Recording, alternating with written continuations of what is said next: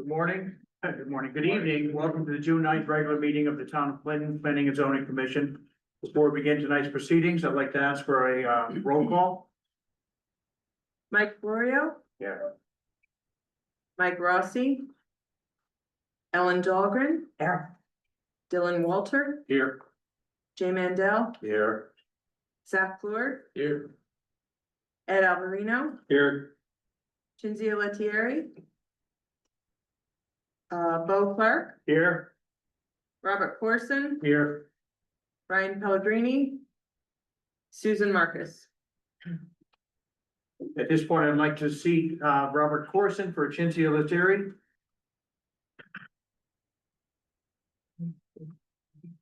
Yeah, so they're all set there.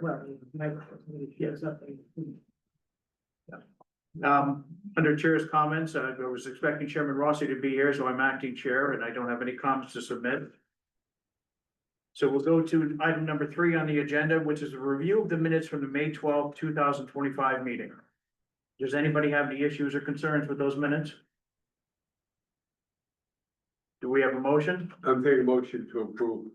Motion to approve. It's been seconded. Any further discussion?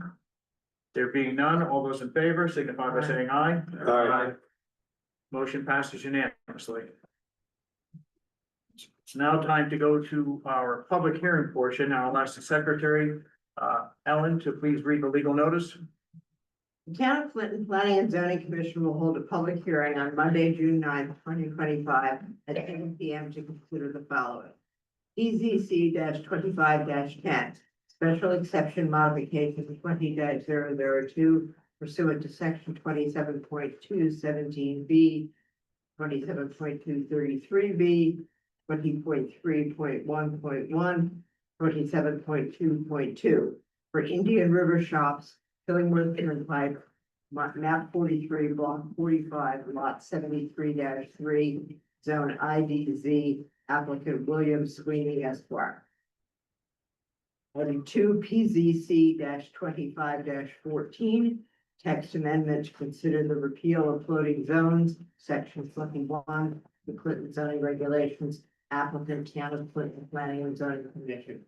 At said hearing, all persons who have the right to be heard. The application and correspondence are available for public inspection at the town's website. Anyone requiring special accommodation to participate in the public hearing should contact the land use office at 860-669-6133. Michael Rossi, Chairman, Town of Clinton Planning and Zoning Commission. Well, I'll get to that in a second. At this point, I'd like the record to show that Cinzia Lettieri is in attendance, and I'd like to see Bob for Michael Rossi. As a note, PZC 25-7 is a continuation, and therefore the legal notice has already been read on that subject. And that's the first item on our public hearing agenda. Would the applicant like to come forward? Sure. Mr. Chairman, Certainly. when we get anything put that down as the people sign in for the public hearing. There's not a requirement for folks to sign in, so we haven't typically done sign in sheet. If somebody wants to comment on it, they can come forward, state their name and address and so forth. For spelling of the names, it's Yeah, that's okay. Yeah. Yeah. Ready? Certainly. Okay, thank you. Good evening, Attorney Ed Casella, representing CCAB, who's the applicant for the proposed development at 327 East Main Street. With me tonight, Chuck Bowe, who's a member of CCAB LLC, and Greg Fettis, who is the project engineer. CCAB is a contract purchaser of the property and is seeking permission to construct a mixed-use development with 1 floor of retail and 14 residential apartments on the 2nd and 3rd floors. The application is being submitted under section 8-30G, which requires 30% of the units to be affordable. We did present a previous version of the application. I've been working through the septic system with the BRAD local and the State Department of Public Health. So we're going to give a relatively brief overview of the application. Obviously, if you have any specific questions, we can address those. This is a current property, 327 East Main Street on the east side of town, fairly close to the Westbrook line. That's improved with an existing structure, office, a number of smaller buildings. And then there's wetlands to the east, east of the parcel. The proposal is to construct a building with an 11,392 square foot footprint with 3 levels. The first level will house retail, 6,900 square foot retail, and then two retail shops on either side. About 2,000 square feet and 1,500 square feet. The main retail will be a liquor store, so we'll have a walk-in cooler, storage, office, break room. The second and third floor will be accessed by stairs, elevator, and it will be comprised of portion of which my fingers weren't working on the pages. Second floor will be a mix of space that supports the retail, including a tasting room and, for lack of a better term, dry storage, non-cooler storage, with a specific cargo lift up and down into the store, and then residential apartments. So a total of 14 residential apartments on the second floor. The third floor, second floor has an amenity for the apartments with individualized storage areas. Then the third floor has additional sets of apartments. Greg Fettis will review the site plan in more detail. But the property is going to have 50 parking spaces, retail parking out in the front, and residential parking in the rear. It's an application under 8-30G for 14 units.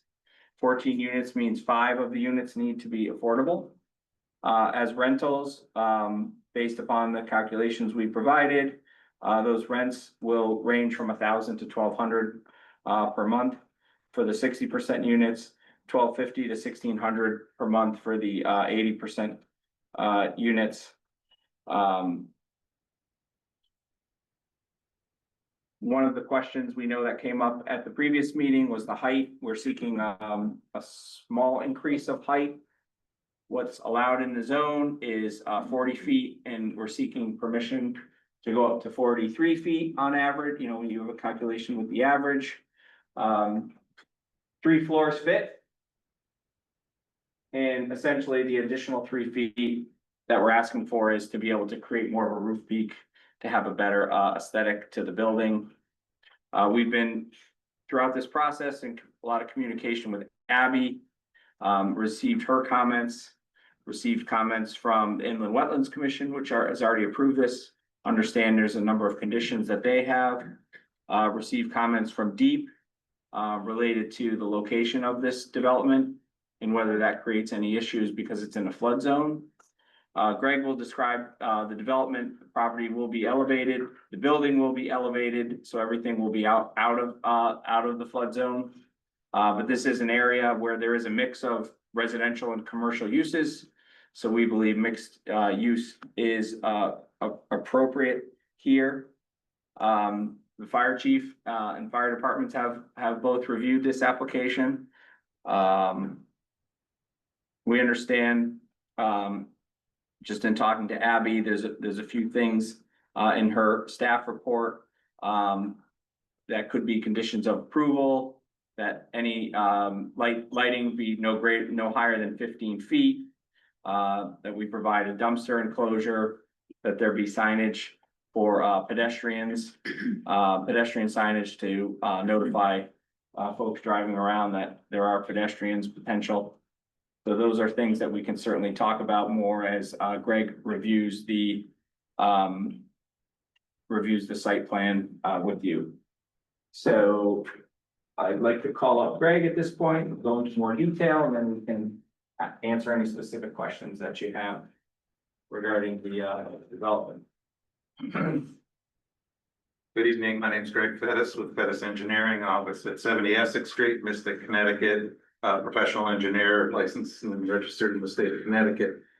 Here representing the buyer of the property, the owner. We did go through this in pretty good detail last time, so I'm gonna try to keep it concise to what may have changed. I think the biggest thing last time was we didn't have septic approval. We did receive kind of an all set email from CRAD in the middle of May, and that kind of triggers the next level, which is Department of Public Health. Spoke with Sean Merrigan from Department of Public Health today. He had a few 4 or 5 bullet items that he wanted us to clean up. And then he can issue kind of a recommendation for approval to the commissioner's office, basically. They're kind of going through a new process up there. So anyway, that can't actually receive full-on approval until the ownership changes to the buyer.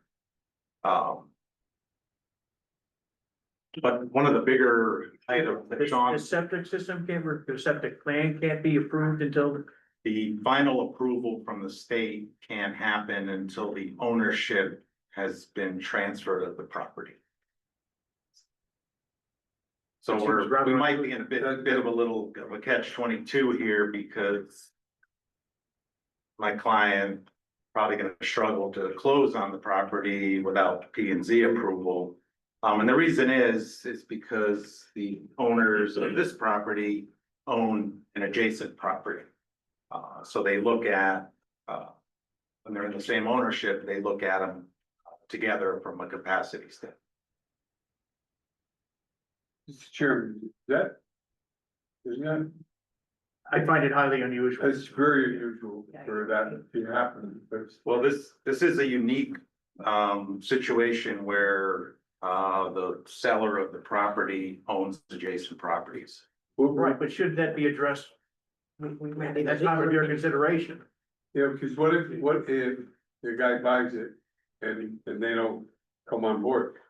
Well, I think the bigger issue is that typically under law, and Mr. Casella can certainly agree or disagree with this, but typically, if you have the ability to make the property comply, if you own even 2 lots, you have the responsibility to do that. Is that somewhat accurate? Yeah, Okay. So I'm just. I don't think that's what the issue is here. And I know, Yeah, let me just hear what Dylan has to say. You can, you know more about septics than most of us. Greg, I'm looking at the email from Crad to you, or is this Crad? Yeah, oh, environmental engineer 3, East DW. That's the state. Okay, all right, they talk about the floor plans need to clear to show the proposed bedroom count. Have you gotten that yet, or is there anything that could like show? Well, I was gonna address that after. Yeah, I was, that would go a long way in helping us if we were to issue, an approval or something, just knowing based off of that amount of data that it's. yeah, so the state, the public health code has a very specific definition of a bedroom. Mhm. And one of the items is that if it doesn't have a door on it and has a 5-foot opening, it's not a bedroom. Right, So we have, I want to say at least 4 offices with a 5-foot opening, which we want to have as an office. He just wants it to be clear with the P&Z approval that you're not approving additional bedrooms.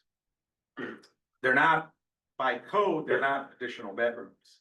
However, he wants kind of belt and suspenders, that's his note. He wants belt and suspenders on the bedroom count. right, So I think we'll get into that a little bit further in our, once we get into our deliberations, our discussion later.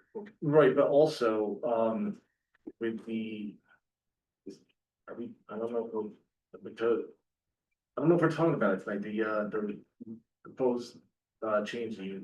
That's not applicable here. First of all, that was a proposal that was gonna come in, and that has nothing to do with the state code as well. Okay, And it's nothing that we've changed, so it's not applicable in this point. okay, cool. What was that? It's just something that we have a pending with our definitions and our regulations. Oh, okay.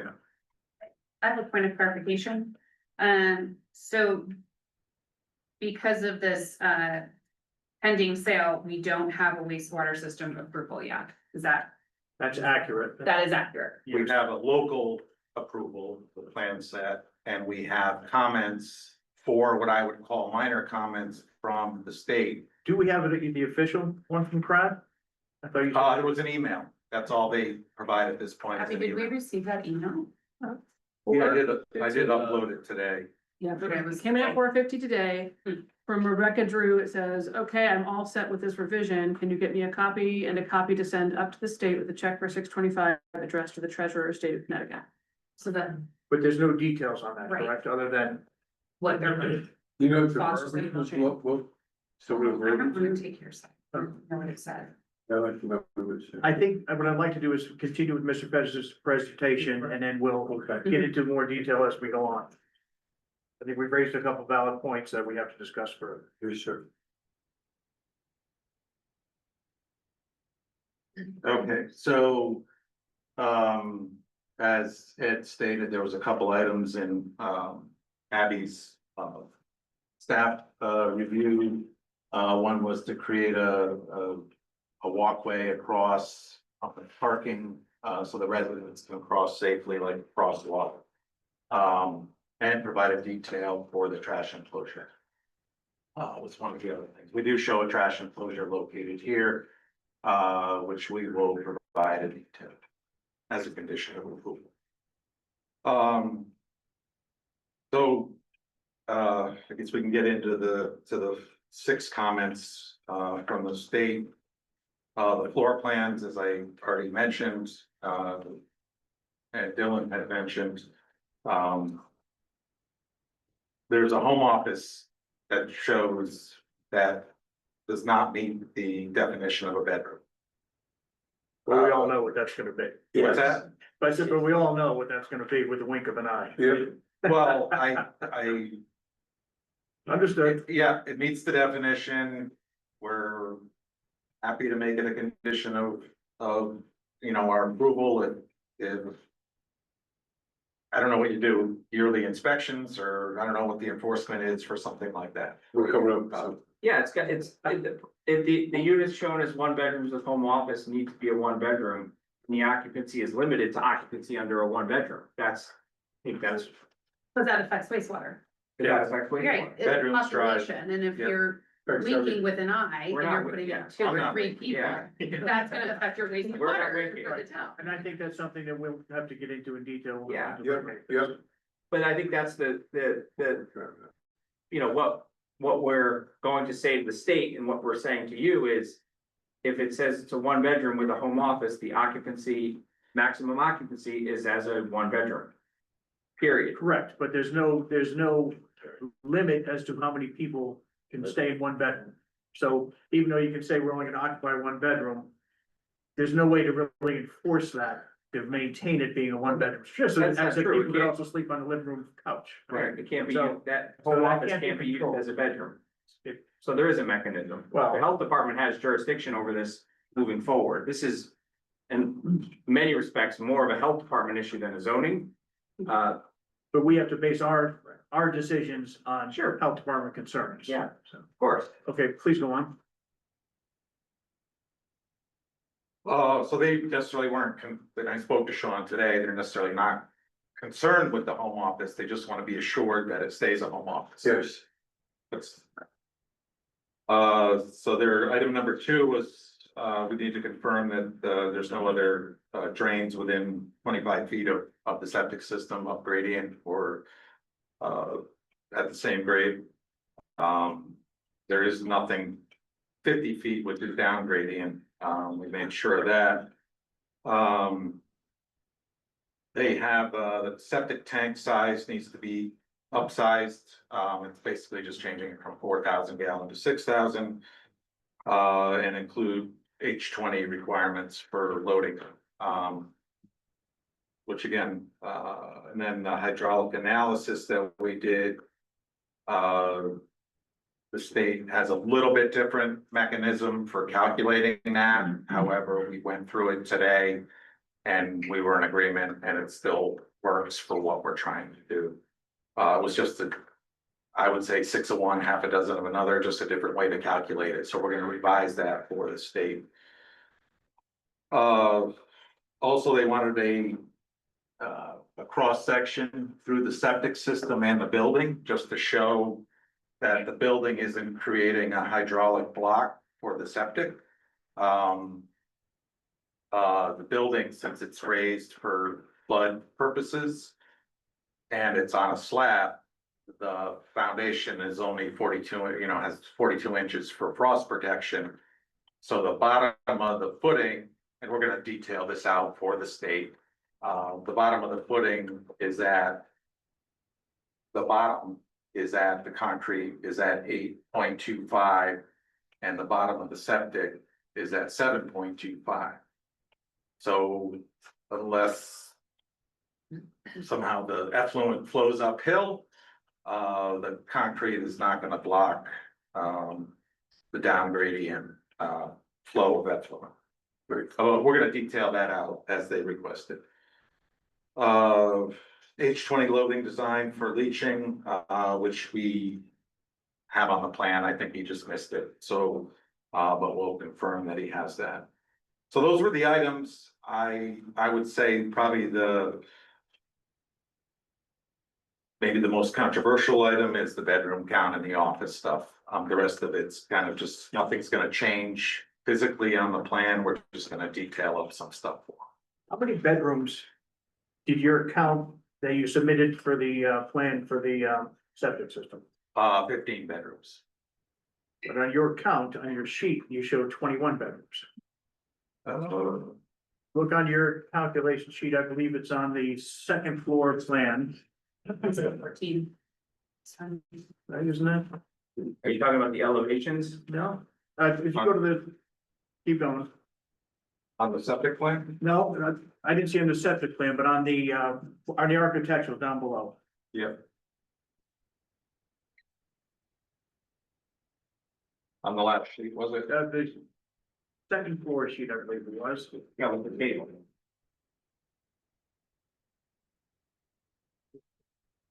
Same problem.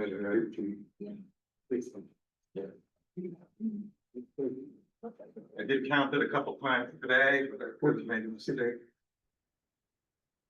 Up there in that top left-hand corner. Yeah, so the number of bedrooms, 5, 6, 7, 8, 9, 10, 11, plus 4 is 15. But you have 14. But you have 14 in the plans. 14 units, 15 bedrooms. Oh, that's what the, 14 apartments. 14 apartments. Okay. yeah, or one 2 bedroom. Bedrooms. Okay. Thank you. I thought I had counted differently on that. No, it's scary. Yeah. I'd like to ask a few questions on that plan, and while we have that up, that's good.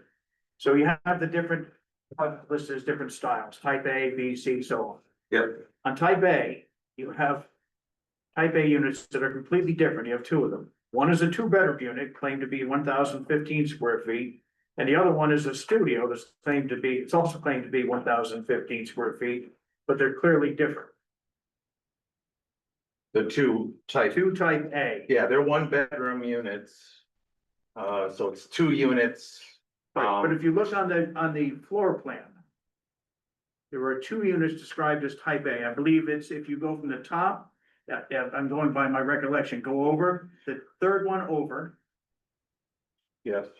Go up, E, right there, that's an A, right? E, F. This one is G, G. Where are your type As?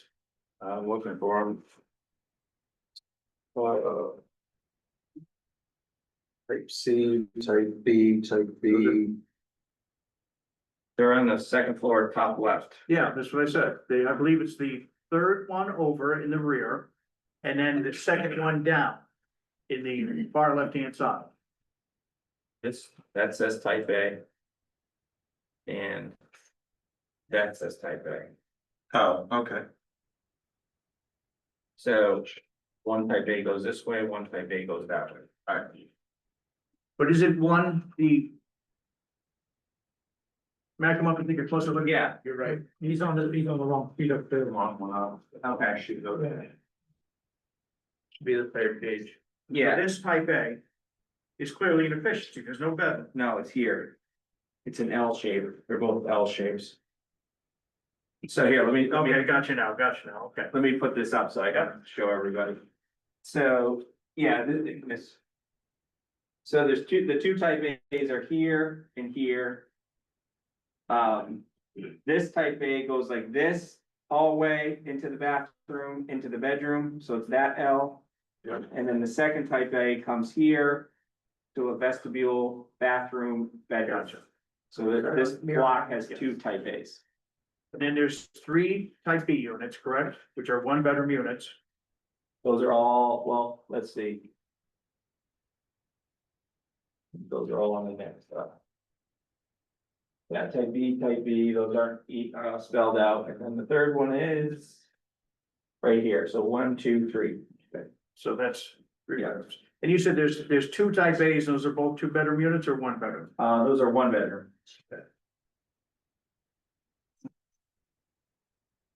And we got I had a note about the home offices.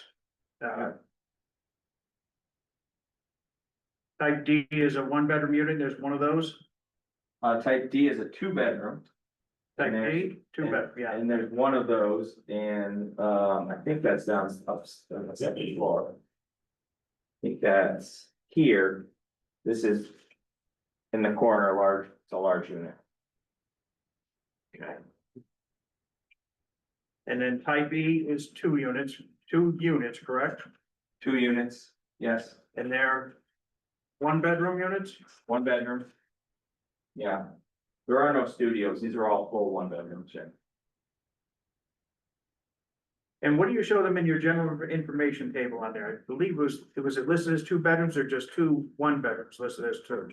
I think it's It's erroneous, correct? no, it's saying how many total bedrooms of this type of unit are there? Right, So there's 2 type A units, and of those 2, there's 2 bedrooms. okay, so that, The difference here is D, there's 1, and of that, there's 2 bedrooms. gotcha, Everything else is, there's 2 E's, there are 2 1-bedrooms, so there's 2 total bedrooms. okay, So that's where. This is meant to be the total number of bedrooms per type. That's probably why, I understand why you miscalculated. type G units, the floor plan shows 2 units as type G, And they're completely different. yes. One is 620 square feet, the other is 1,375 square feet. Let's look at that.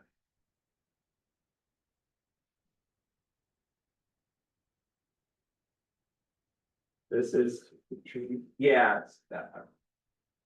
I don't know.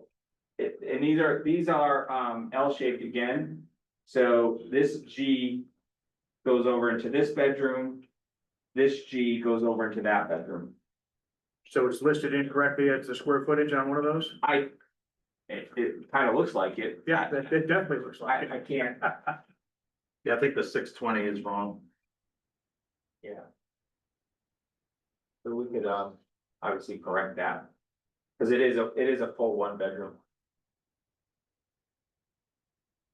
I worry when the floor plans aren't accurately shown, and quite frankly, in the plan that were submitted to us on the computer, it was hard to decipher. It was, quite frankly, it was. Because of the L's. Well, it would cross outs and, overlaps, and generally, I would. Yeah, I mean, I'll concede this appears to be a mistake. I think everything else is in line, but I think that square footage is a mistake. So in the drawing on that type I, there's a room that's clearly says like bedroom, but it's been scratched out. Is it a bedroom or is it not? It's right next. Yeah, to- that's a bedroom. That is a bedroom. Yep. Okay. And this bedroom is for the G unit. Right. So that is a bedroom. As I said, it was difficult to review. Yeah, understood. Hopefully we can answer these questions. Does anybody else have any questions? No, sir. I think kind of my question is really for the applicant, it's more like for, Patty, I guess. Given the situation with the transfer of the property and the fact, the complications with the fact that, the same owners was retaining an adjacent property, all that business with. Well, it looks like we're being set up to approve in advance. We can let our own legal opinion on that, and we do have an attorney who is, essentially, staff for us, and is this something that we can get him or her? I don't know. Absolutely, yeah, absolutely. The nature of the DPH process was only discussed really with staff today, toward the end of the day. And so certainly we can have the county attorney take a look at that. There's sort of a two-part piece to our timeframe of where we are in the public hearing timeframe and where the commission can go in terms of its decisions. So the first piece is the 35-day sort of window in statute would close June 16th, so prior to our July meeting. So if there's more information the commission would like in the record for this, the best thing to do would be to continue with the applicant's consent to the July meeting, give the applicant time to provide any other information the commission may ask for this evening, and to provide that legal opinion. That would probably be the best way to go.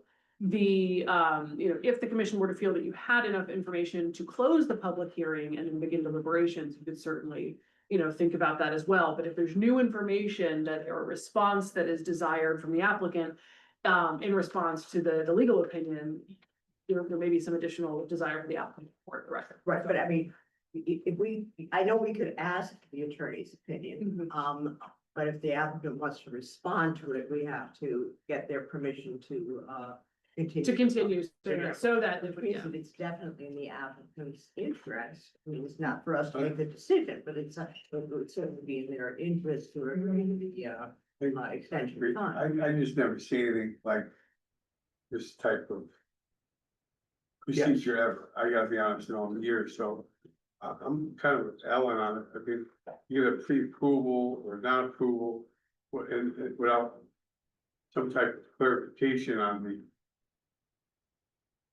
At this point. Oh, you know what I'm talking about? I think the question for the commission too is do you, are there any pieces of the application that you have questions on that you need more information? No, if he has everything, my opinion, if he gets everything set, so stone, Well, written in stone, but that, I'm. yeah, I share Eddie's concerns, and I also, I'd like to kind of briefly look at the wetlands, even though it's been approved.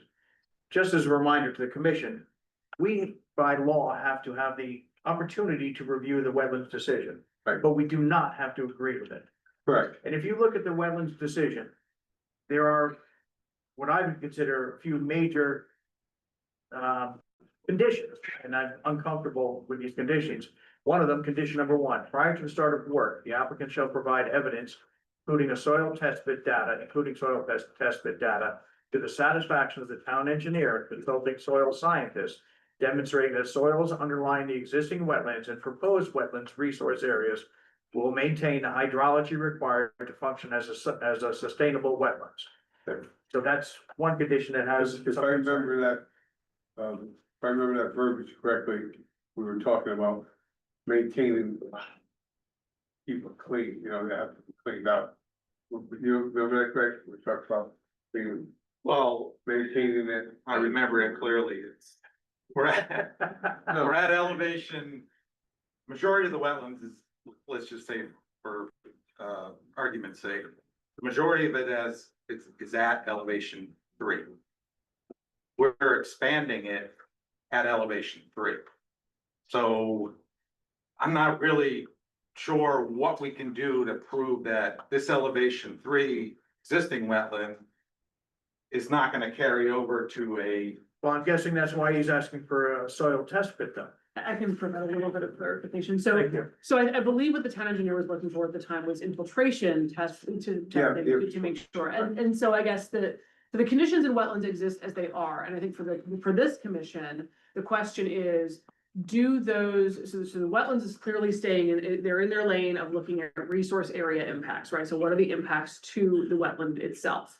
And will this system function? And in part of this application uses created wetland as part of its stormwater management. And so those impacts were something that the Wetlands Inlands Commission looked at very closely. For this group, the pieces in your regulations are related to the stormwater impact, so not the wetland necessarily, but the function and overall function of the system. So any decision going forward, staff would recommend verification of all of the stormwater elements of this to make sure that they will function over time. So we would, so that I think there's some on my staff report to that effect as well, which again is sort of duplicative. However, it gives you that piece to say you also need to see that data and make sure it functions. But I want to make sure that there's not a confusion over wetlands responsibilities and planning responsibilities. So my concern is, as you said, the wetlands access functions to not only drain, but also protects environmental concerns. So you're actually, if I understand correctly, replicating the wetlands just in a side location a little bit from where it is currently. Is that correct? Or Just expanding it, yes, Okay. restoring existing that's Right. been turned into So if basically the grass. soils that are there are not compatible with that application, then the function of it fails. Right, that's why we did discuss that, Right. because I And brought and that. it seems somewhat simple to We're verify gonna the replace ability, it, right? which would be a test pit or. a couple We're of pits. replacing that, all that soil All has that stuff's been, gonna be replaced. all that soil that we're talking about here is filled. We're removing all of that and replacing it, with the details that are on the plan set. Okay. Per our soils. Yeah. Yeah, I remember that distinctly, because we just came from another place that did the same thing. They had to remove all the soils and replace it with the wetlands, so remember I said that during a meeting. And Michelle Ford, is that her name? She agreed with that. So the second condition is prior to the start of work, the applicant shall address comment 6 in the town engineer's letter dated September 24. And that is, the designer must provide documentation of the SQM, which I don't know what that is.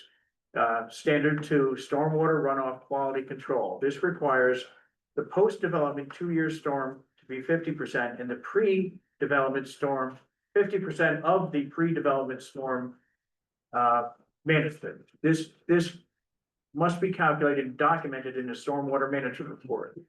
The designer provided a comparison post-development flows to the infiltration system from the infiltration system. This does not compare with pre-development flows to the post-development flows. Based on the drainage calculations, the 2-year pre-development flow is 5.81 cubic feet per second. And the post-development flow is 3.98 cubic feet per second, which does not provide for a 2-year 50% post to pre-development reduction.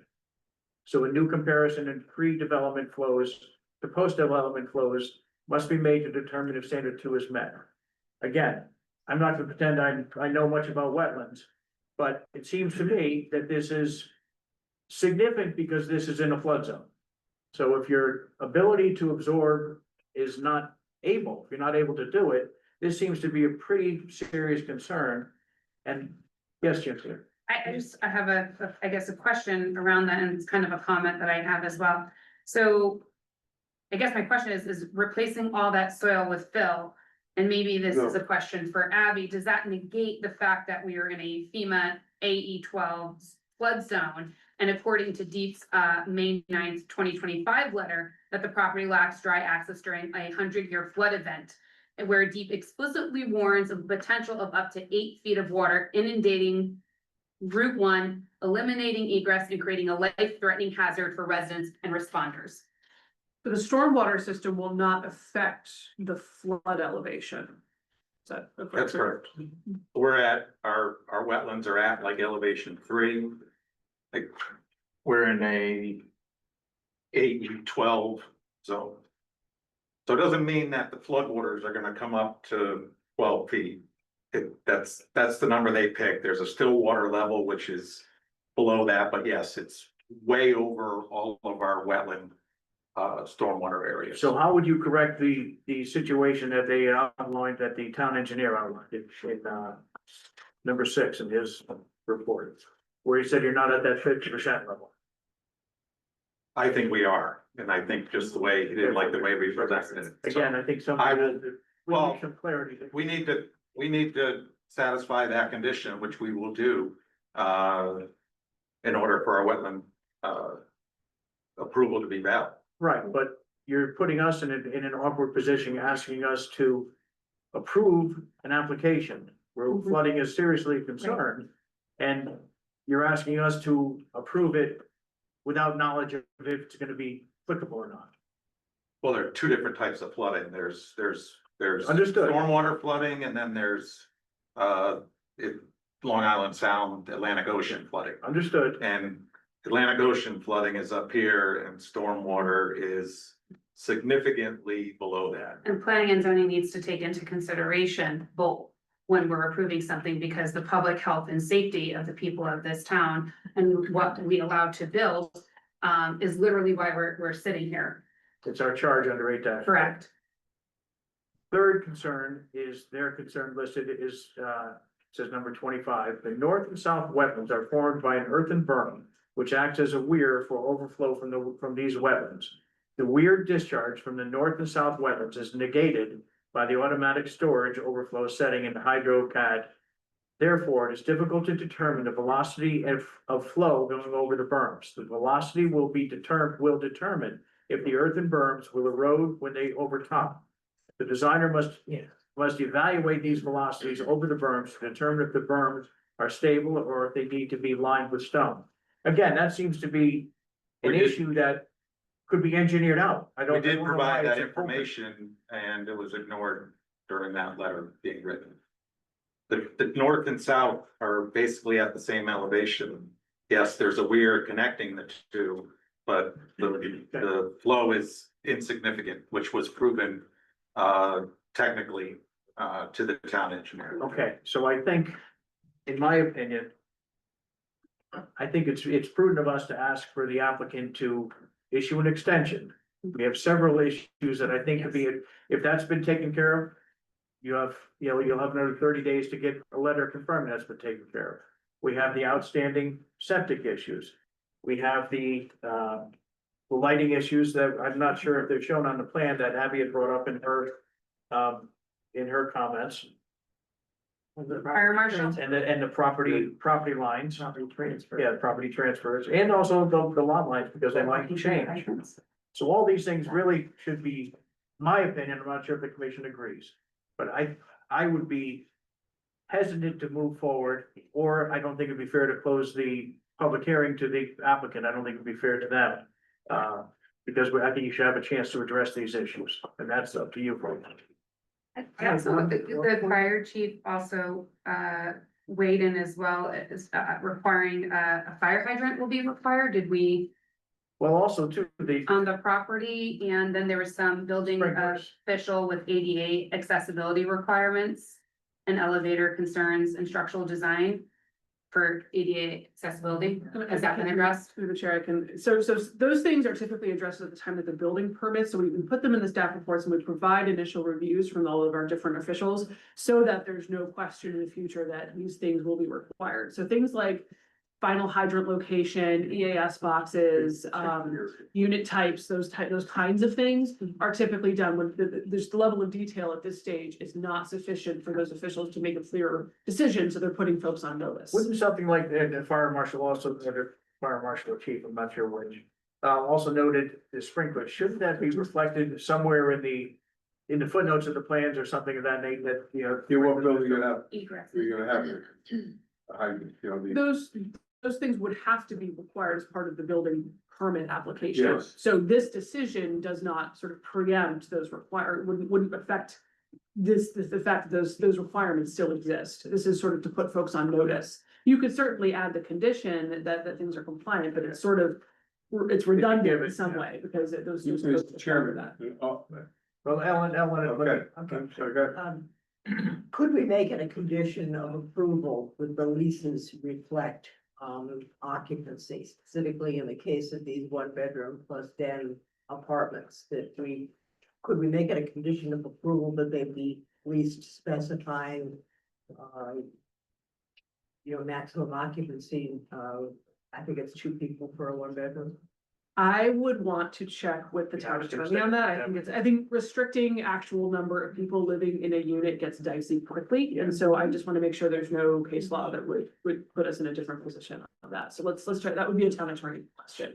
Because typically, we've even removed the, number of people from definitions of family and other pieces out of. the Right, and that's what I'm more familiar with. Yeah, I knew that we didn't change family definition, we don't really, it doesn't matter whether they're related or not in terms of subject. But in terms of occupancy, it gets a little bit dicey, and so I'd like to have an attorney's opinion on that. So again, I'd like to ask the applicant if they wish to have an extension, or if you wish us to proceed. Can we just recap what the questions were? Because there was a lot that were thrown out, some of which Mr. were. Chairman, may I say something before we Yeah, go? Because there's a couple of us from wetlands here. We specifically, on the wetlands. A lot of people get confused, like Cynthia, no disrespect. She said, bring it in, Phil. They're not bringing it in, Phil, to take it out from. The wetlands have been there forever. These have been man-made wetlands. Because it's been so, still, they went on forever, the wetlands. Those wetlands were man-made, so what they're doing, and we went over this in detail, they're removing film. All right, so, and then they're gonna add wetlands, they're adding wetlands, you're gonna use a special soil. I have the mixture of it, what they have to mix to make the wetland soil. Okay. Cause you just can't put film. No, I know, yeah. Alright, so that's the one. So it actually should end up as an improvement, is what you're saying. The whole thing is gonna be approved, because right now, it's just. It's just man-made wetlands, it's like, it's been, how many years has that been like that, Frank? You know that off the top of your head, right? A long, Approximately, since they developed the subdivision behind or up gradient, the stormwater. we're ended talking, up dumping so all it. that water has been coming down. And it's been filling up that yard. And originally, they were supposed to, there was provisions to actually pipe it or put it into a very concise channel. And they never have done that, so we questioned them on that. Quite. No, quite, we were, Made it a stipulation for soil. yeah, Bring up. yeah, so Okay. Soil. you have to bring in a special soil. It has to be mixed. And anyway, so when they removed the fill, they put the soil in. And like the elevations, you're talking up here, and then you're talking up here, that'll fall into place. Okay, so the concerns that we had, The other concerns, I don't like that about that. so the other concerns that we had were the approvals for the septic system. You said we had a somewhat approval from Brad, but that's being sent on to the state. I think it's prudent to have both before we proceed. And that's gonna depend a lot on the lot lines. Right. So that has to be clarified as well, and I believe that Ellen brought up that we should submit that question to the town attorney or to our zoning attorney. We had the concerns that I had about the lighting being, a little bit more detail there Sure. with the lighting. There was also, one second. So I have something else here. I'm concerned about the flooding. And what about the height of the building, is that gonna be? The height of the building, We're over the height, yeah, but it's also an 830G, so you could argue is that, This is 46 feet. I thought he said 40 feet. he did say 43 feet, 40 feet is allowed. Right, 46. but this says 46. That's the feet. That's the piece, but It's a formula. It's the median, Yeah. it's the median of the largest scale, okay, I just wanted to make measure sure. down to the average finish rate. So we're actually down to less than 43 now, it's down to 42.2, 43. closer to 42. But Okay, honest. So we have the lot lines, which is questionable. We have- Let's concentrate on the lot lines for a second, because, the lot lines are not gonna change until after this approval is done. So the best you're gonna get from the Department of Public Health is these plans are approvable. Once everything is done, including you, then we'll approve them. That's the best you're gonna get. And the lot line isn't gonna take place until after this approval and after the purchase. Okay, but you're saying, you're assuming that they'll approve, they may not. In other words, so that might change the lot line thing. So I think we should leave that open. No, it won't change. Well, it's not really the lot line revision, Yeah. it's more the adjacent property that's owned by, that has Right. nothing to do with our application, it's just abutting But abutting if, but if properties. they needed additional space is my concern. But once they say these plans are in approvable form, it's going up to the deputy commissioner. You know, that's the level that we can get. Okay, well, let's get to that level. But is that level gonna be enough? It's not going to be an approval. The approval is not gonna be able to take place until after. I think that that's something that we'll discuss at the time, but, you know, we'd like to get as much information as possible for this commission, before this commission has to make its decision. And we're having some time to review, Prad's. So I guess the question that I would pose to the commission is what you're asking the applicant to do to address the comments from DPH and have that correspondence back to DPH done prior to the July meeting, with the understanding that should DPH's process be extended for some period of time, the commission does have the ability to make a conditional approval, but it sounds like there's some concern over the readiness to do something like that. I think one other important thing is, if we don't get DPH approval, it's a non-starter. You can't go get a building permit, so that's like a super trump card.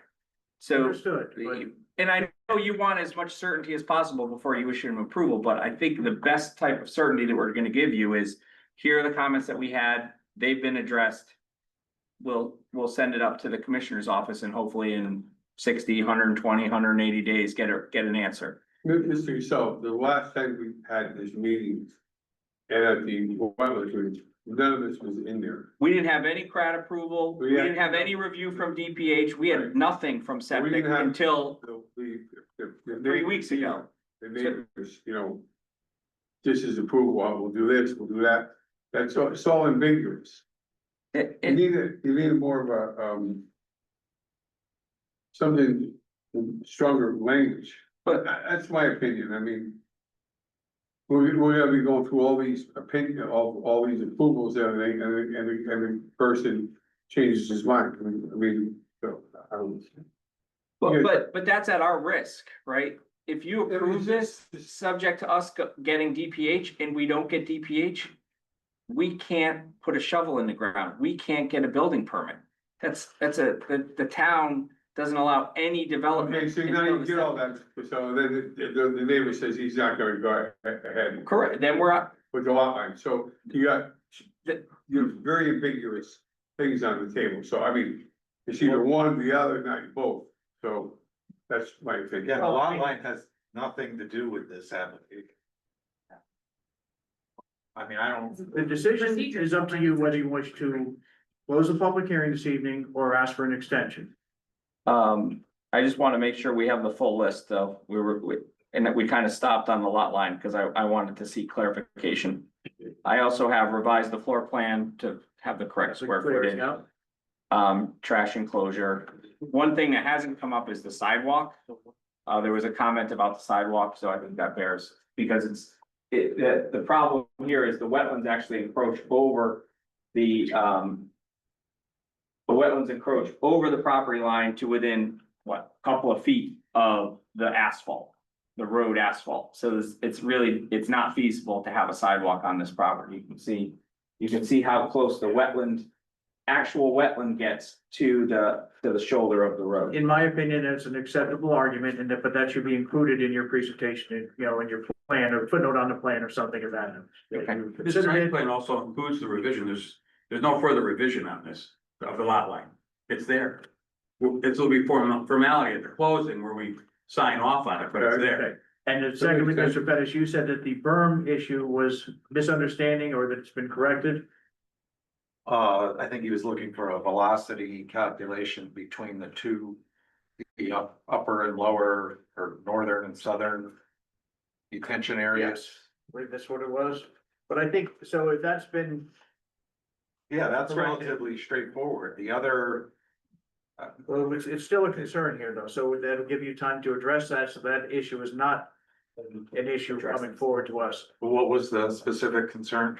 The north and south Still wetlands outstanding. are formed by an earthen berm, which acts as a weir for overflow from these wetlands.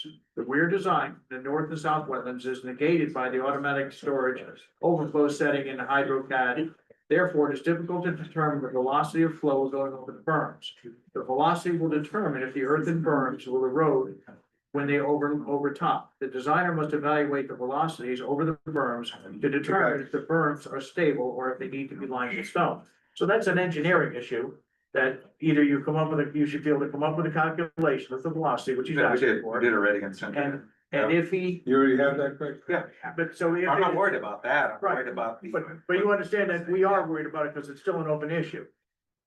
Because you, I know, but that's not that, I'm not worried about that issue. I'm worried about the other two issues that where, you know, we're at a crossroads.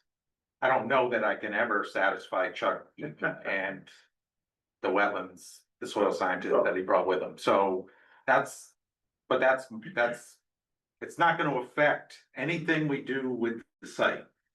But I will endeavor to convince him that when we're at elevation 3, that's saturated, that if we build a wetland right next to it, adjacent, it's not like it's away from it, they're connected. They're connected. It has to be, if this is saturated, this has to be saturated. where is that, if you can Like show it- where that berm is? On the plan, So the berm is a separate issue. Yeah. That's right here, okay, between this Yep. area and this area. okay.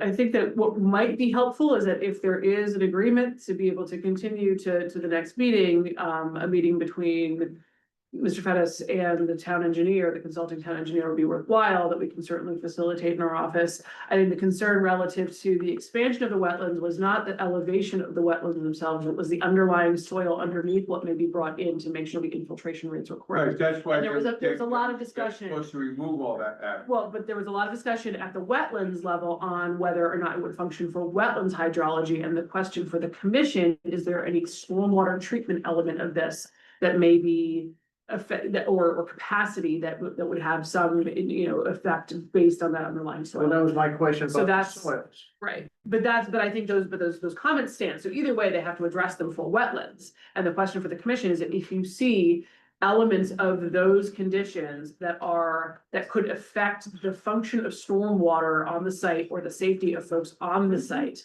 that's your sort of bailiwick and can ask for that information to be presented in that manner at the next. Well, that was my meeting. concern when I brought that up, it's a hydrology, is it gonna drain? Probably drain better. It's gonna be 100%. If you can believe me, it's gonna be 100% better than what it is now, because they're gonna remove all that soil, which is all muck.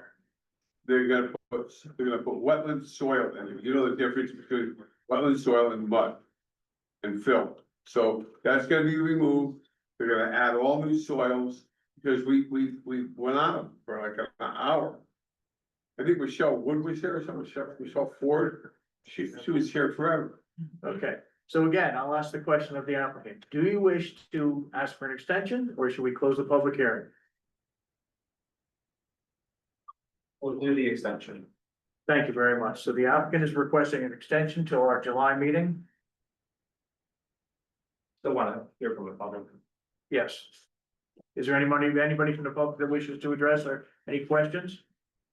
While the applicant is still here? Speak. Yeah. Absolutely. Everybody was guys cans. So. This was, I just saw this, so I You have just, to identify I'm sorry, yourself. Michelle Neri. I am, 10 Bluff Avenue, so right next door, I'm right on the property line. So, and Jeff doesn't call me unit and that changed him. Can't hear you. Sorry. He listed the former owner over here, so I was just letting him know. So he did put the full picket fence, solid fence here, which is what I asked for. And he did move the dumpster to the other side. And if I could just work with the owner on saving some of the taller trees, that would be great. So he did address the issues. I have a couple of easements because I'm also the president for Maritime Knoll over there. I'm just not sure if that affects their property, but I guess we can talk about that at some point, but because our building was built in the 80s, so I have limited records, but Other than that, Greg did a good job and, you know. Good luck. So that was all my issue, was the solid fence and the saving some of the trees. So I guess in summary, you can say that the applicant has been cooperative and helpful with their concerns. Is that Yes, I hope accurate? so. Yes, Yes. very much. Thank you. Anybody else? Okay, so this will be continued until our next meeting, which is July the 16th, 14th? So you guys know exactly what you need to do? We need a motion to continue now, right? Because Yeah. Yeah, you should- I mean, you- Continue the public Continue the hearing. July meeting. Seconded. we have a motion, it's been seconded. Is there any further discussion? There being none, all those in favor, signify by saying aye. Motion passes. unanimously. One question. For the applicant, so it's not too late. I could ask that, Sorry. Yeah, no worries. You can have. Yeah.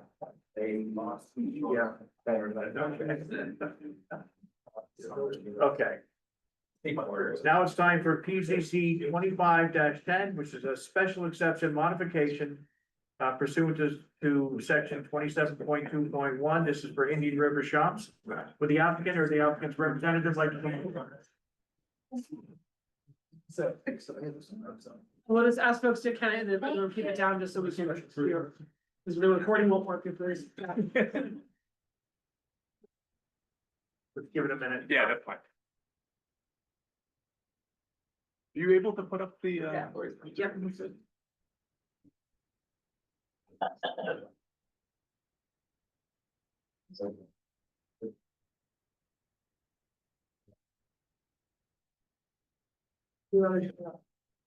bring up the main site plan? Be right, a lot of stuff there, should be up there.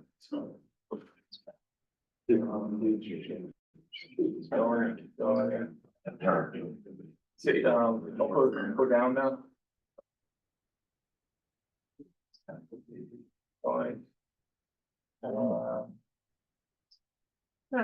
Way out.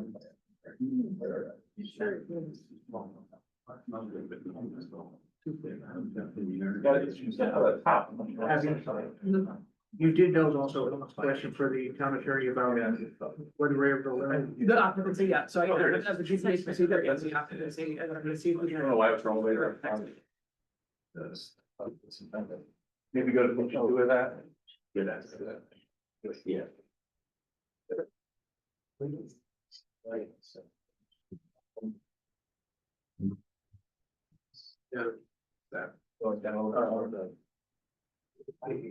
Yes, that's perfect. Okay.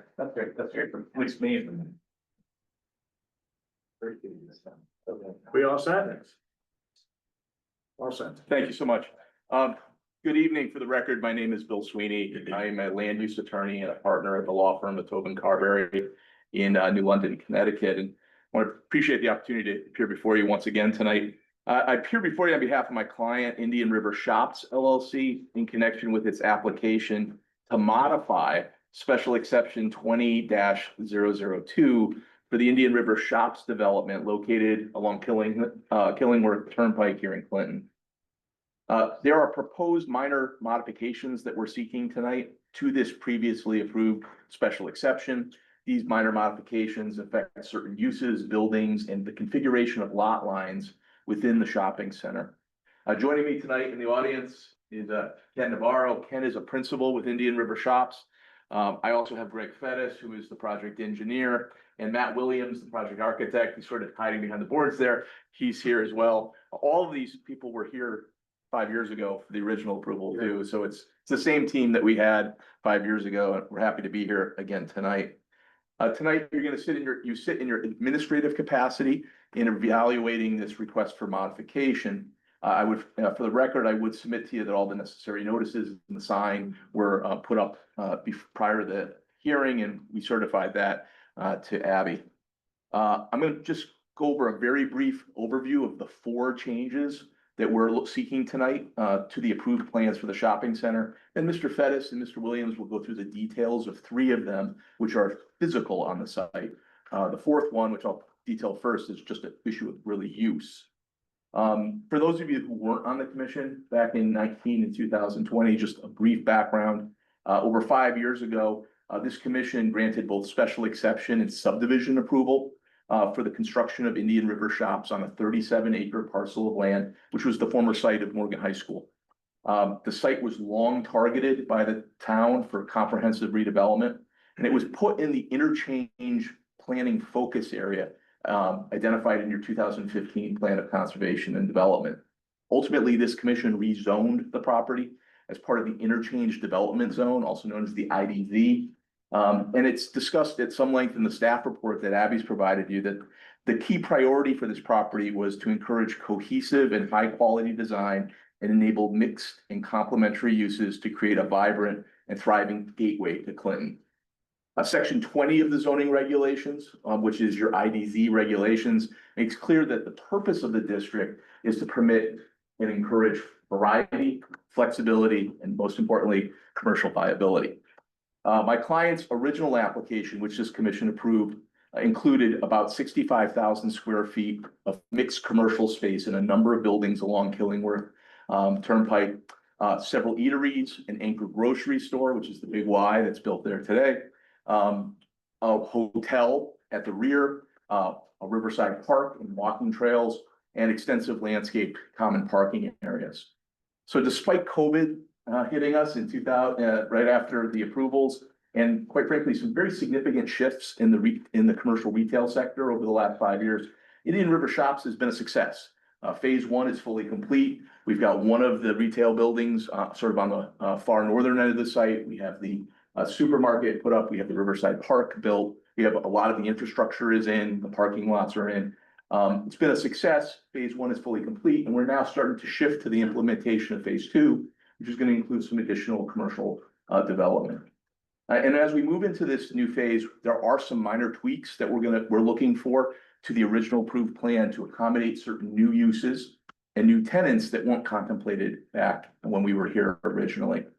In the scale of the overall project, these are really, really tiny changes, but we met with Abby earlier this year, and it was agreed that we should bring these in front of you now and get them formally blessed by the commission through a modification. There's no changes to the hours of the shopping center. There's no changes to the required parking. We're not demolishing any buildings. We're not asking for any variances. They're just 4 very discrete minor changes. So I want to go through those with you right now. The first change, and I was here earlier this year to change the zoning regulations to separate clinics from other medical uses. And now that clinics are separated from things like hospitals and more intensive medical uses, we are asking to add clinics as an approved use within the development. That's number one. Number two, we're looking to add a drive-up window next to building 3S, which is this area right here, to facilitate a new restaurant development. So this will be a new building. It's going to be, as you're driving in, with Starbucks is on your right, that grassy field to the left. That's where the new phase of development is going to take place. We're also looking to change the lot lines between buildings 3S and 4. Right here, there's a lot line here. We're looking to reallocate that to accommodate those changes. And then 4, we're looking to modify building 4, which is this building here, to this design where we actually have a building 4 north and a building 4S that will eventually be connected by a covered portico like walkway between them. So we're just doing some architectural changes as well for that building. I put in our application materials, the sections of the regulations that we're applying under that are applicable. I know Abby also in her staff report cites to those. I want to just talk briefly about the clinics addition. As I said, the first minor modification we're looking for is to add clinics as an approved special exception use within Indian River Shops. As you know, we modified section 27.2.17B. This commission adopted it earlier this year. It's now in effect. Yep. Prior to this text amendment that you made, as I said before, clinics were grouped in with substantial healthcare facilities and hospitals. And they were not listed in our statement of use back in 2000 approval. We're asking to add those tonight. We want clinics to be a new standalone use category. And we'd like to have that in the shopping center. We're currently in negotiations to establish a clinic in an empty tenant space.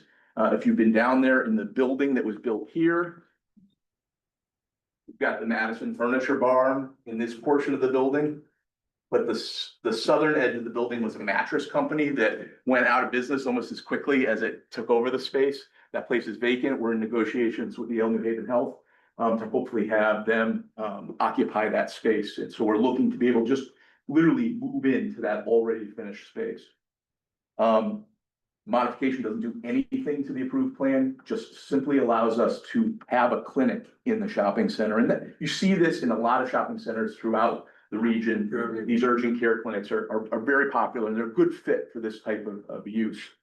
That being said, those of you who may have access to the online portal, we did finally receive our letter from Connecticut Water for these modifications this morning. And Connecticut Water did express some concern over medical uses at this location. And really that was about the potential for medical waste being dumped because this entire project is all on individual septic systems. I can assure you tonight that this type of clinic facility does not house patients overnight. Does not house patients overnight. It doesn't do any kind of complex surgical procedures. We do there's proposed some little bit of outpatient treatment. But most importantly, there is no medical waste generated in any significant amount, and none of that goes down into the plumbing or into the septic systems. And I was able to we contacted the potential tenant. We got a letter from the director of their medical facilities. We submitted it, I think, at about 5:15 today. We literally got the comment from Connecticut Water this morning at 9 a.m. By 5 o'clock, we had a letter from Yale New Haven's Health's medical director certifying that there is no discharge into that. So I think that addresses that concern, fully and comprehensively. The second modification that we have, and both Greg and Matt are going to talk a little bit about it. They have some nice pictures to show you, is this drive-through. And this is for building 3S. It's for a new Panera restaurant that we hope to locate at that location. It's going to be at the end cap of that building. Drive-throughs are already permitted within the statement of use that was approved by the commission back in 2000. But we didn't show a drive-through at that location. So we're coming back just to get your blessing to have a drive-through there. I should say that Panera is a order before it's a pickup window. So you need to place that order before you actually show up. So it's a little bit different than like your typical Dunkin' Donuts or Starbucks drive-through where people come and they actually place an order in a microphone. You put it in your phone and you call, you make the order and you come and pick it up. That doesn't mean that couldn't be a drive-through, a more traditional drive-through sometime in the future. But I just want to be clear with the commission, that's really going to be more of a pickup window, which a lot of restaurant uses that do sort of prepared food, not fast food, have moved to. You'll see that Chipotle has things like this. There's some other, big name companies that use this rather than the traditional like McDonald's or Dunkin' Donut drive-through. And Mr. Fettis will show you some designs about that. As I said before, there's also a lot line between building 3 and building 4. Because we're reconfiguring this parking area, we've shifted that lot line a little bit. Now, why would I come before you for a lot line adjustment? It's because back in 2000, as I said, we got a special exception. We also got a subdivision approval. Part of our special exception was to allow some variation and flexibility in the lot standards, which is allowed under Chapter 20. And actually under Section 20.3.1.1, you allowed us to deviate from the normal lot layout for the IDZ zone. So we felt it was important to come back and at least tell you we were moving that line and seek your approval as part of the modification for that as well. And then the fourth modification, as I said before, is really affecting building 4. And as I said, Mr. Bettis and Mr. Williams is going to show you some pictures and some drawings to show you this. It's taking this, which was a singular building before, splitting it into 4 North and 4 South. 4 North is going to be a new financial institution. It's going to be a new Chase Bank branch at that location. Chase Bank is going to have a new location at that. And eventually we will build 4S and we'll connect the 2 buildings with a covered walkway. And you'll see that in some of the drawings tonight. So along with these, you're gonna see we're landscaping, we're keeping the same architectural standards that were approved in 2000. We actually went to your design review board a few weeks ago. They unanimously approved the changes to the buildings and the layout as well, and I know that's in your file as well. So I'm gonna actually ask Mr. Fettis and Mr. Williams to come up just to walk you through the drive-through, the lot line adjustment, and then the Chase Bank building changes as well. Able to ask a quick question? Absolutely. Yeah, so for the, I guess in my mind, the drive-through would be for Chase, but is there also a drive-through? Will they have, drive-up teller or? No, so the drive-through is actually for Well, yeah, I know Panera. that's for, Yeah, it's for Panera. It actually touches the Panera building. yeah, so for the Chase though, usually banks will have kind of like their own drive-up tellers. We do not have that at this location. That's not So something it's that they're, walk-in only. that's just walk-in only, Okay. correct? I just wanna make. Yeah, that drive-through is only for the Panera, Yeah. the end cap on that building. So with that, I'll turn it over to Greg and Matt, and maybe Matt can take the lead and then you can fill in as wherever you feel. Hi, everybody. Matt Williams, Williams Architects, E97 Boston Post Road, Madison, Connecticut. I also live in Clinton. I'm just gonna walk you through a little bit more in-depth detail of the changes to this end of the site. I suppose I ought to point up here. So this building was originally approved as just under 15,000 square feet. Now it's being reduced to 10 and change, and then the bank building is about 3,200. So there's a net reduction there of about 1,600 square feet of interior space. And the drive-through also took away space from this building of about 2,600 square feet. So overall, Mr. Navarro has decided to reduce his development depth of building area by a little over 5,000 feet. But it made sense for them to be able to finish this out and get the right kind of tenant. We paid a lot of attention to the parking in this area. One of the things that we think is very beneficial to this new layout is that with this building now being split, this building really effectively very well screens this parking area, whereas before this was all wide open. And I know that was a concern of the commission 5 years ago when it got approved. So I just wanted to point that out. We're probably a net of about 10 cars less in the parking lot in here because of the drive-through and changes in the buildings. But we think that actually gives us excess capacity. We pay a lot of attention to making sure that we have enough parking spaces in the spots that the tenants are gonna need them. I'm gonna probably just shift over here for a minute and point out this little might go into the city. This is just a little render, blow up of our landscape architects drawing that was submitted just to give you a better sense of greenery. And I just want to point out that one of the things that happens here because of the natural grade along the road is that the road is higher than our parking lot and our development down here. It's about 2.5 to 3 feet higher than the floor of this building, which gives us a really nice natural berm here.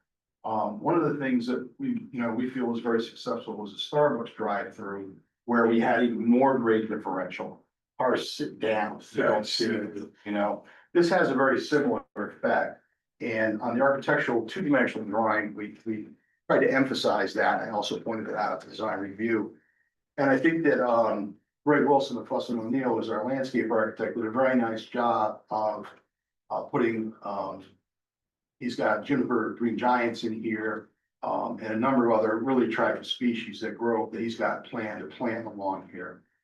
These large trees here are lindens, and they're a nice big shade tree. Because we think, in this particular location, we don't have a lot of concern with obscuring signs like you do many times in front of signs on the street.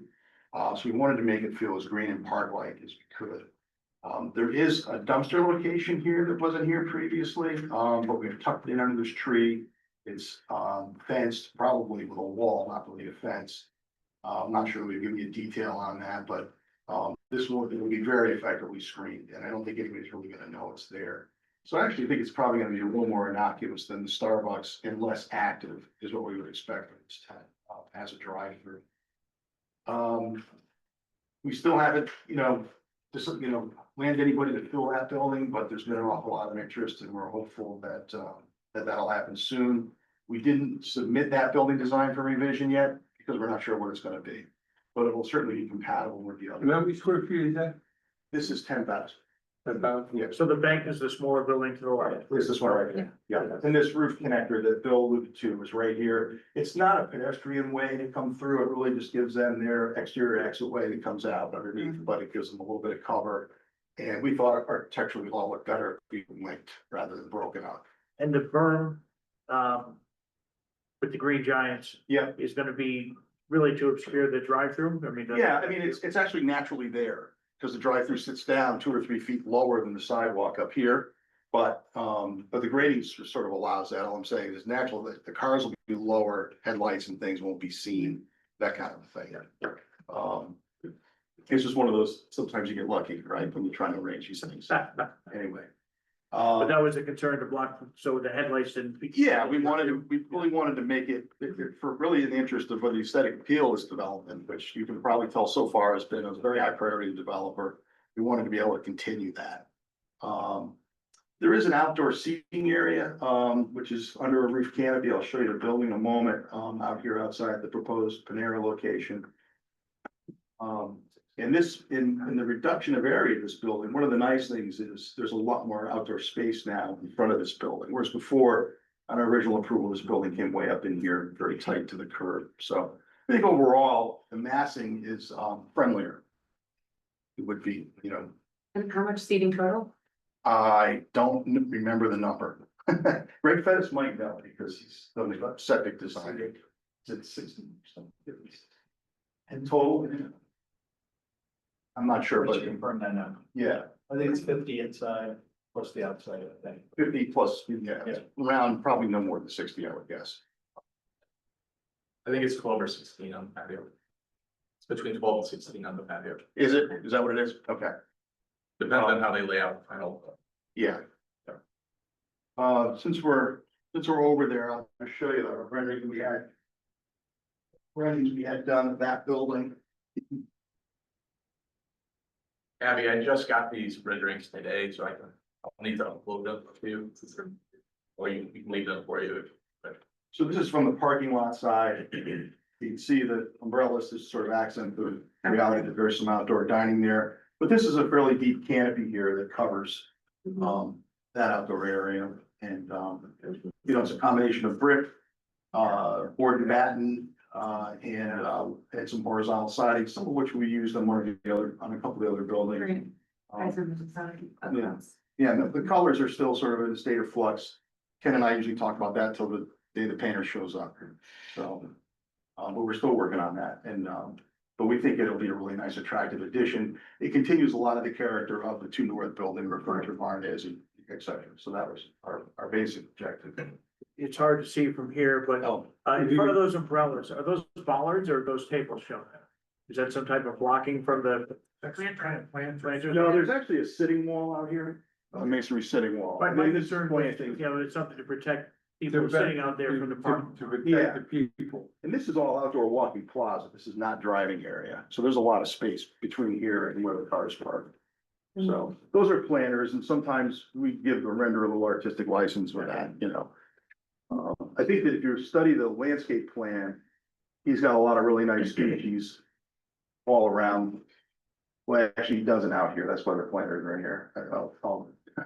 I just had a concern for protection of the people that might be sitting on the patio. Yeah, like we had, so many people go through, let's see, 4 cars so far went through Goodyear, but they give the closed way. Goodwill, we had 2 cars go through the Dunkin' Donuts, people were inside, that's what he's talking about. Yeah. The planners, I think, are helping. Yeah, the planners will definitely help, and especially if we do a concrete or masonry planner. Yeah, that would probably be It does protect. it's a good point. We would rather obviously use the planter for that protection than put bollards up there. Yeah, but They don't look good. again, it gives you, if they're substantial enough to give protection, that's fine. Yeah. And then you'll extend off the building, Meaning, off of the Panera. I see where it says sign on the design, You're saying the rest of the building. Right, oh yeah, those are the empty, those are just tenant spaces that are not leased yet. right. So this is only one end of the building. It's roughly 3,000 square feet, so the other 6,000 are to be Right. determined tenants. So we just Okay. put that up there so that you know where the signage is planned to be. So, And in 2000, we provided renderings like this for every thing in the Yeah. development, so we're just coming back to I tweak this. wasn't on then. Yeah, I know, that's exactly why I'm saying it. Thank you. We're tweaking those couple buildings, we're showing you what we're tweaking. Right. yeah, when we put the design review, I kind of gave everybody a little recap of the aesthetic, beginning and end, and I didn't want to bring too many things and make it too lengthy, and you know. But this is very similar to the character of the building that we had proposed originally. It is the same character. This is what it looks like from the street.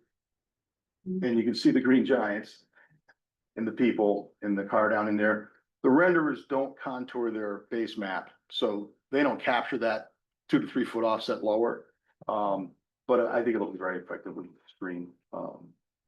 So this is sort of the back end of the Panera space. So we've got some faux windows and things to really pretty that up, but we think it'll look good.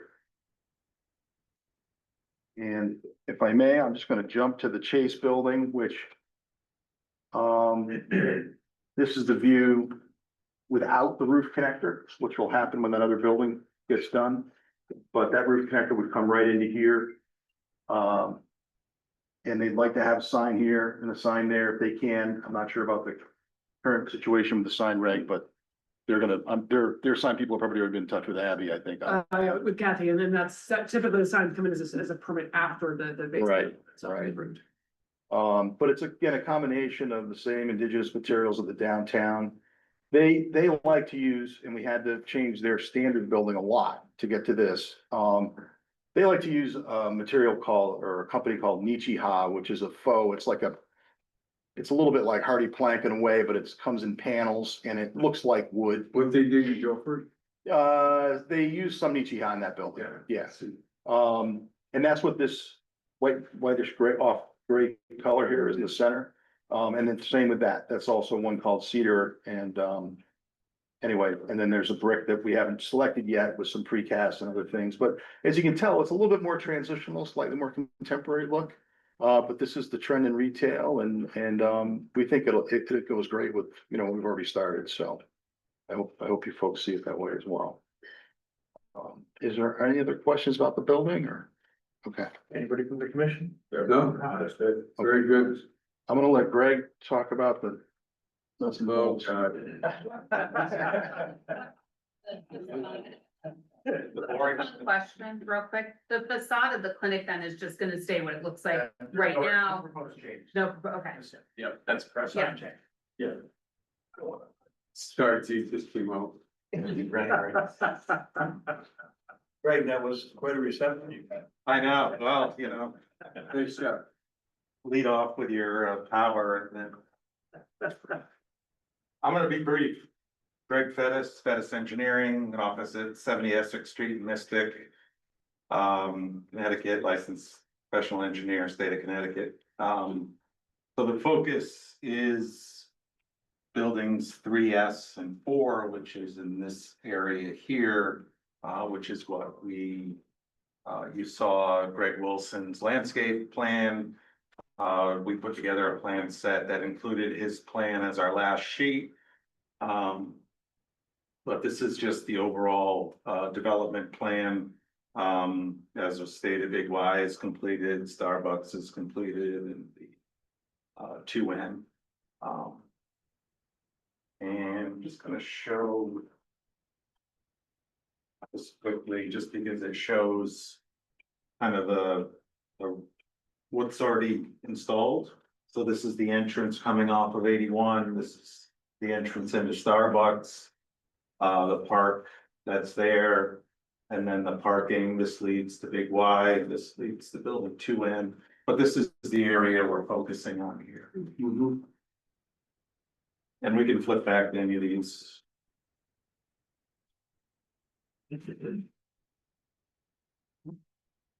Again, site plan,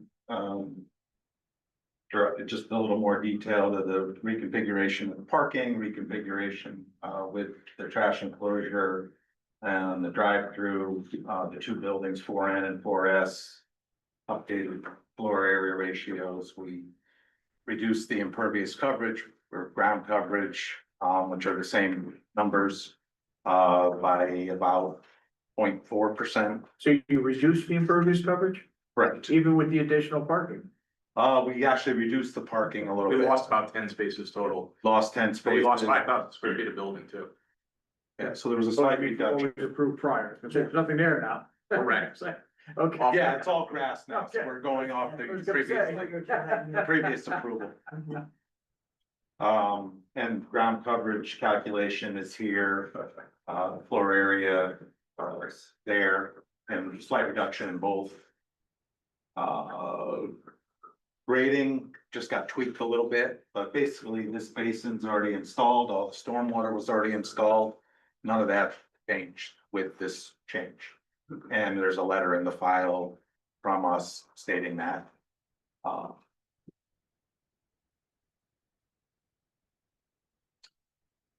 Also the two septic areas, one for building 3S was located up in this area. And 4 was located in this area. Those both have not changed. I'm gonna show you the lot line revision. The lot line revision basically kind of went through building 4N previously, so we just moved it over, so building 4N was completely on that lot.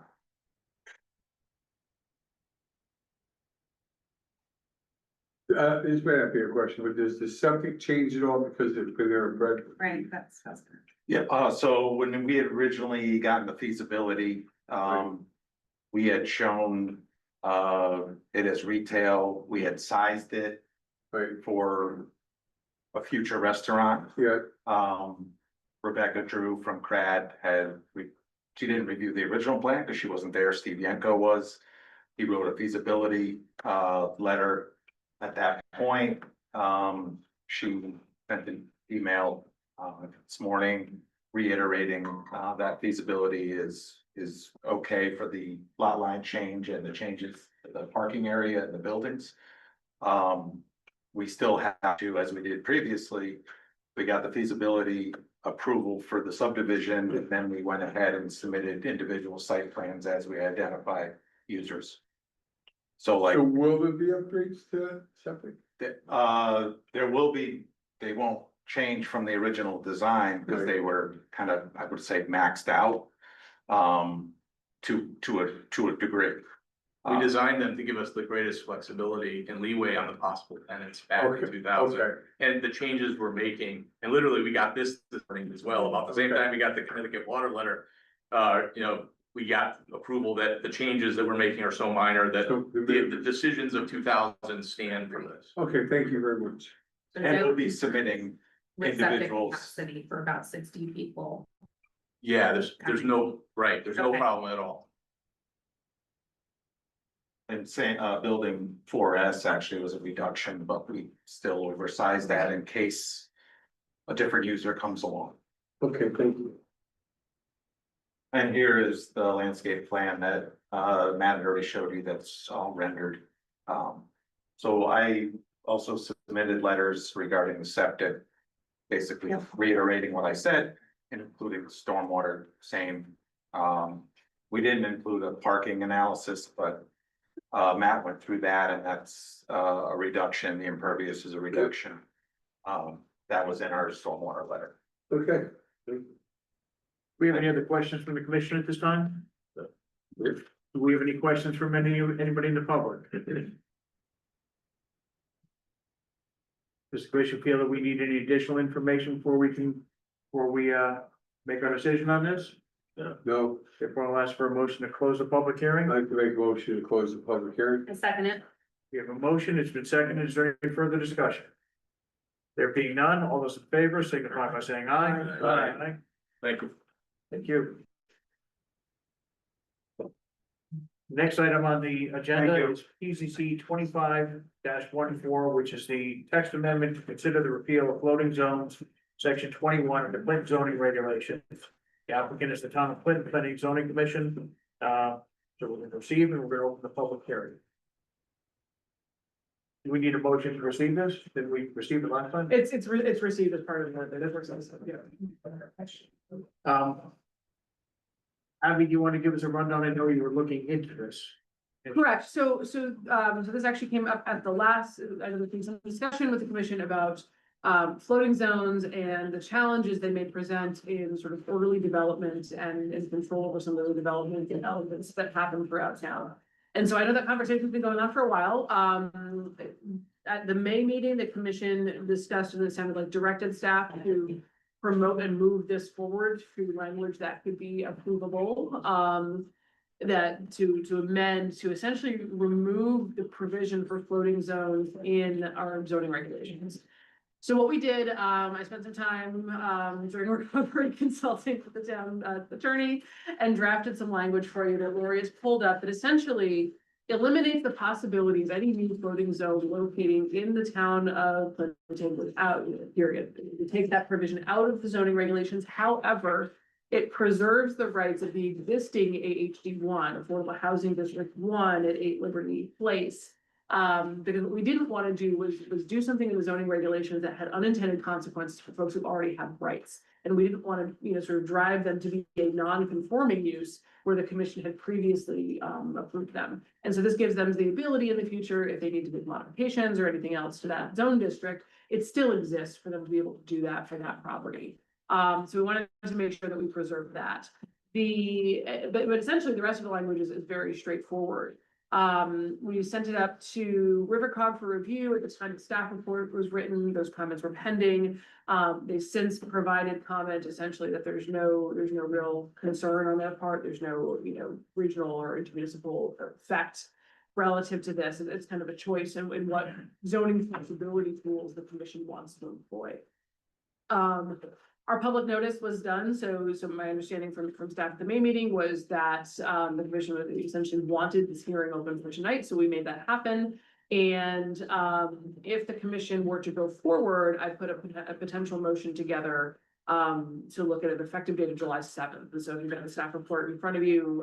There are some findings relative to consistency with the purpose of the zoning regulations, consistency with the 2015 Plan of Conservation and Development, and again, noting the conformance with notice provisions that are required. So we have not, to my knowledge, received any public comment into the office about the floating zones. I know there was a Harvard News article that the Liverpool Chronicle published to sort of get the word out, but have not heard anything directly to our office. Okay. Is there anybody from the commission that would like to add to this?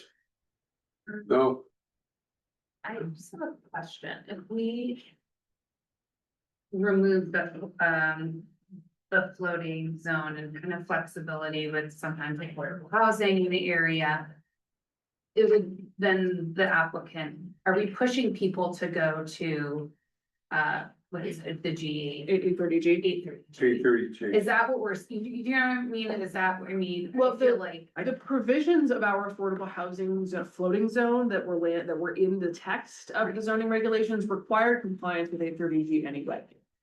So it's sort of a way for applicants to come in and say, look, we're trying to do our best to comply with your regulations, but fundamentally, folks, this is still an 830G application. And it was sort of like, well, even if they didn't have this floating zone, we would still need to be looking at the application. And so what we're finding is for many of our 830G applicants, they try to come in and meet as many of the zoning components as we can. We try to partner with folks early on to say, how many can you hit? Can we design this to be as compliant as possible? But they still have to meet the same provisions in the district. And the other piece is it would eliminate sort of the requirements they wanted to come in under the floating zone, or eliminates the requirements to comply with the underlying residential zoning for setbacks and coverage and that kind of stuff. There's some pieces there that come out. But again, under the 830G provisions, some of that stuff is otherwise exempted. So, And I think it's worth noting that, there's another tool available to create flexibility should the commission decide to do it, and that is with an overlay zone. Whereas an overlay zone, as it's a floating zone, you pass the regulation and it, just as it sounds, it floats and gets applied wherever. With an overlay zone, you can lay certain circumstances, certain conditions, but you go through the same procedure as a zone change, and you, as the name would imply, you overlay it over an existing zone. It's saying underneath these conditions, this type of application can go forward here or be applied for in this area. So there are other tools you can use that gives anybody who's affected by a floating zone, it just kind of lands. Whereas if you do an overlay zone, if you choose to, if commission chose to, to use that method. It's just like a normal zone change, but it just sits there for possible use. It gives additional condition, if you will. But it doesn't get landed anywhere in the town. You would have it specifically laid out in the town. So just like if you were to do a zone change, the same thing would apply. So there are other tools, if you're looking for flexibility, that you can use that are, quite frankly, a better idea than floating zones. Floating zones, in my opinion, they just lead to questions about, preferable treatment to people, even, With all due respect, what is CBS? You still hear about that. How many years ago? That was floating zone. CBS. Yeah. Floating zone, you know that? Floating zones enjoyed No, I'm just saying. popularity in 25 years. CBS was floating zone. The big one, the new one. and if you've ever read this regulation that allows floating zones, it's ridiculous. I mean, have you ever seen it in the statutes? We were It's- I don't think chastised. Listen, every time, even though it's on there, we've never used it once, and every time we try to use, somebody tried to use it, it's never worked. Yeah, We used the only one that it was ever twice in approved this was town. the one at 8 Liberty, and then there's also language in the regulations for a Main Street district that may not necessarily reflect what the commission is looking for within sort of the downtown area and all the conversation that members are having about the P O C D and some of those future goals. So there will be within the next several years, opportunities and need for rezoning of critical areas in town and those public conversations to happen. And I think what the commission, seemed to be expressing in their desire to remove this, as well as staff understood it, was trying to make sure that that is a predictable process and that you're not subject to things coming in that you didn't necessarily expect. Yeah, I think it's a matter of cleaning things up. I mean, there was. Yeah, that's what we gotta There- do. There were other forces going on at the time that was added. History, we don't want to go back to. Let me just read, it's not a long section in the statutes, it's floating zones. The zoning authority of any municipality that was incorporated in 1784 has a mayor and a board of aldermen form of government and exercises zoning power pursuant to a special act may provide for floating and overlay zone and flexibility zoning requirements. Think about, I think there was at the time, and still, there was one municipality in the state that met that, I can't remember, it was either New Haven or Bridgeport. So clearly, this was a favor given to somebody. That same language was actually codified in a public act and put in PA 06-128. That was a bill that was going forward with a completely different subject, and at the very end, somebody put the same language at the bottom of that bill. Now, you look at that and you say, well, that doesn't apply because we don't fit that thing, but that's been used to establish the case law that allows floating zones, and you won't know what case law is.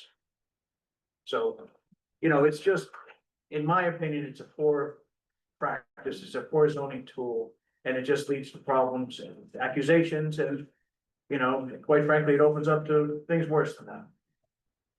There's your, Yeah. Is there anybody from the public that would like to address the commission on this issue? Does the commission have any further discussion? no. Therefore, I'll ask for a motion to close the public hearing on this We should issue. close the public hearing. I'll second that. We have a motion, it's been seconded, is there any further discussion? There being none, all those in favor signify by saying aye. Aye. Motion passes unanimously.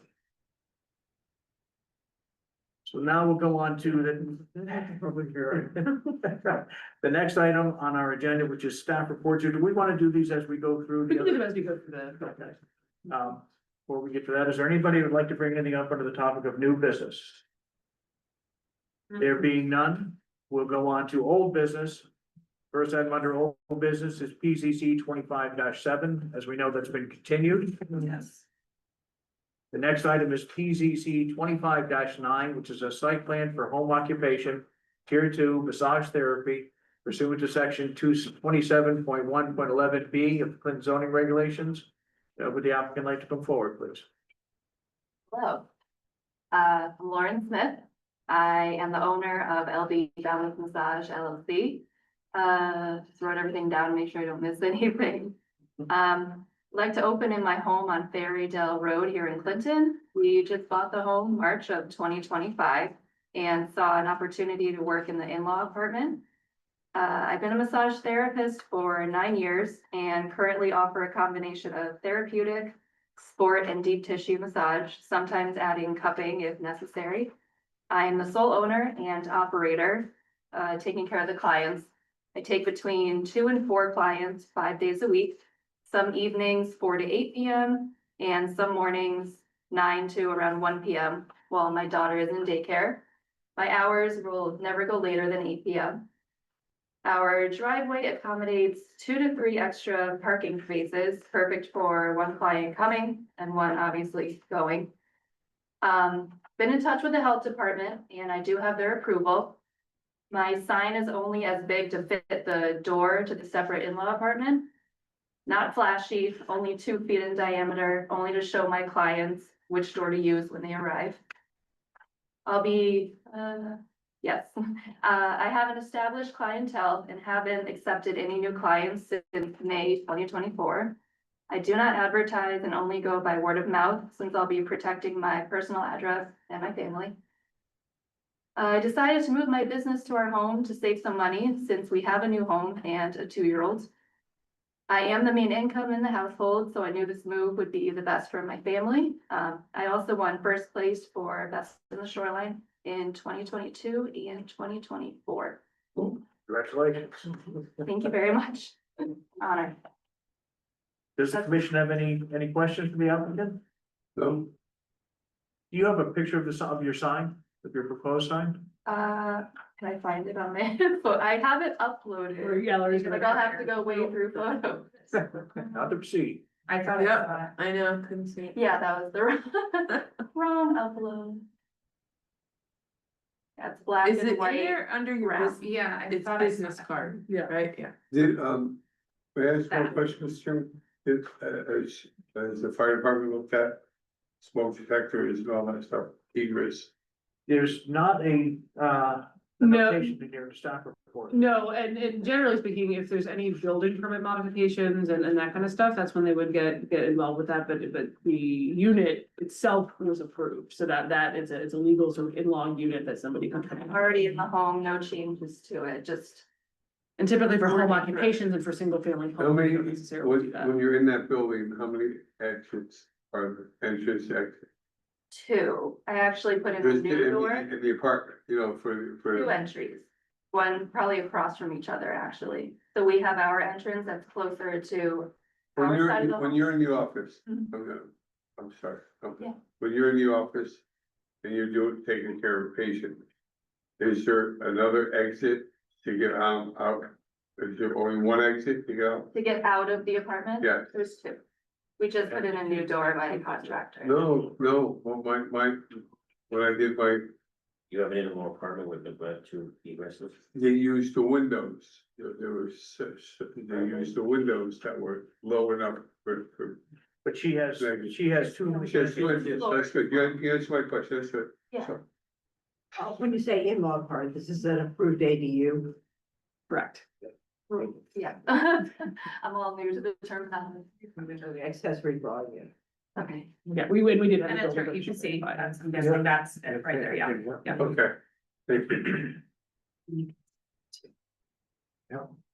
I don't have any concerns with this. It's No. allowed No. use, there don't seem to be any concerns that have come up. Therefore, I see no reason to deny the application. I'd like to ask, is anybody prepared to make a motion? Yeah, I'll make a motion to approve. I'll second it. You wanna use the one? No. Yeah, shoot, first and second. We have a motion that's been seconded. Is there any, do you want to you want to use the motion that Abby has Right. prepared? Yeah. You wanna read? You want us to read it after we roll? I think. I mean, if you're gonna use it, you should read it into the record, if Yes. not, then. yeah. Either way, application, here, on it. Yeah, Oh, you already got it. Yep. it's 25/9, right? Yep. I move to approve application PZC 25-9 for site plan approval. Site plan showing a home occupation for massage business to be located in an existing accessory dwelling unit and adopt the following findings of fact. The proposed home occupation has met all conditions listed in section 28.2.3 standards of the Clinton zoning regulations. The proposed use will take place entirely within the existing structure and will have no adverse effect on the surrounding properties.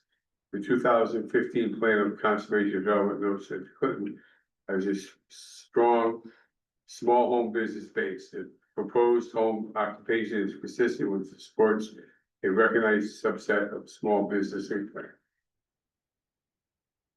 So we have a motion and Mike seconded that motion. Is there any further discussion? No. There being none, all those in favor signify by saying aye. Aye. You all approve. Thank you. We'll move on to PZC 2510, which is the special exception modification pursuant to section 25.2.1. This is for the Indian River Shops. Abby, would you like to go through the staff review, please? Just go back to it. Let me find what it was. All right. So, a lot of what, is in the staff report was addressed by Attorney Sweeney and the presentation team. So there's not a huge amount to review in addition. There are a few pieces that we probably want to just point out. Again, most of the reviews were consistent with the original 2020 approvals.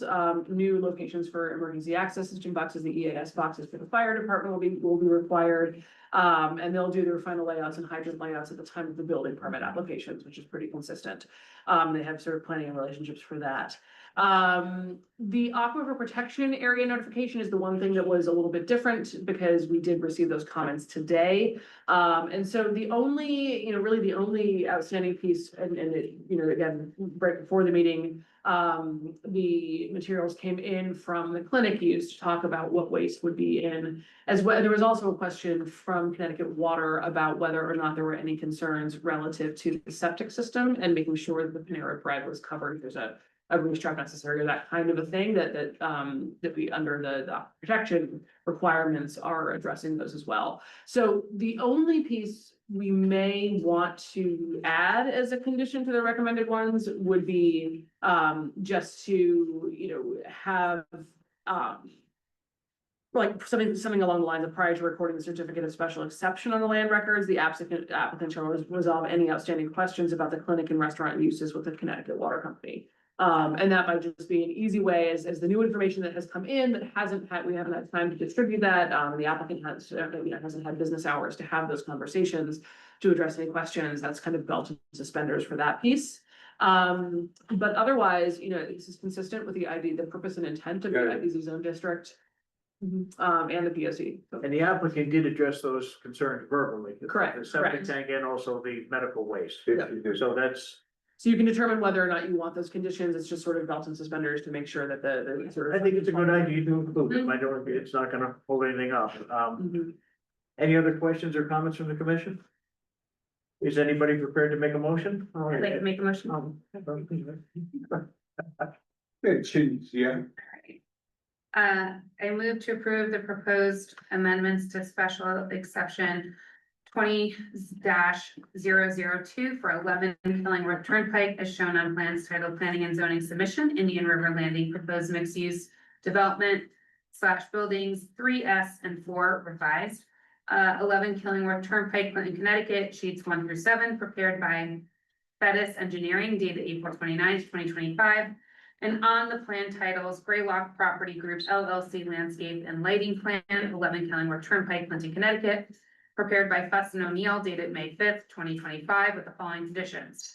Prior to the start of construction, the applicant shall provide written confirmation from the Connecticut River Area Health District, CRAD, and the Connecticut Department of Public Health that any required wastewater system approvals have been granted prior to start of construction, that the applicant will resolve any requirements of Connecticut Water around septics in relation to Chase and Panera.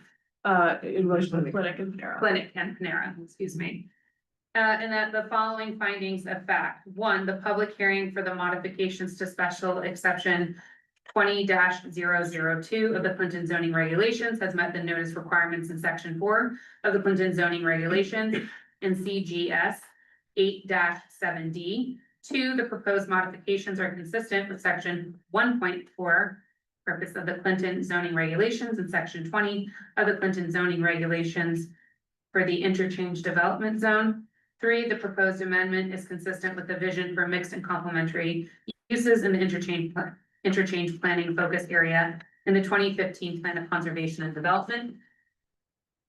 4, the Planning and Zoning Commission approves the following modifications to special exception 20-002. I, the inclusion of clinics as a special exception, use at the Indian River Shops pursuant to section 27.2.17B of the Clinton zoning regulations.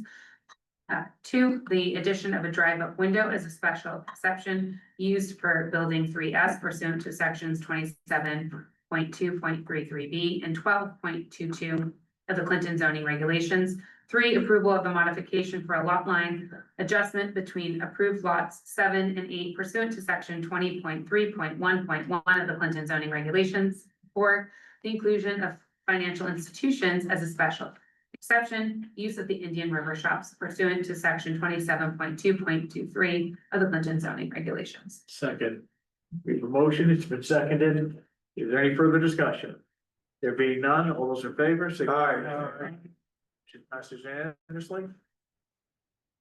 The next item on tonight's agenda is PZC 2511. It's a site plan application for a nail salon pursuant to section 27.2.24A. Thank you. of the zoning regulations. Thank you all. Thank you.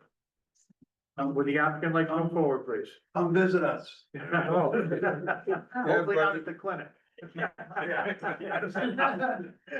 Practically my backyard, through the woods, so I do.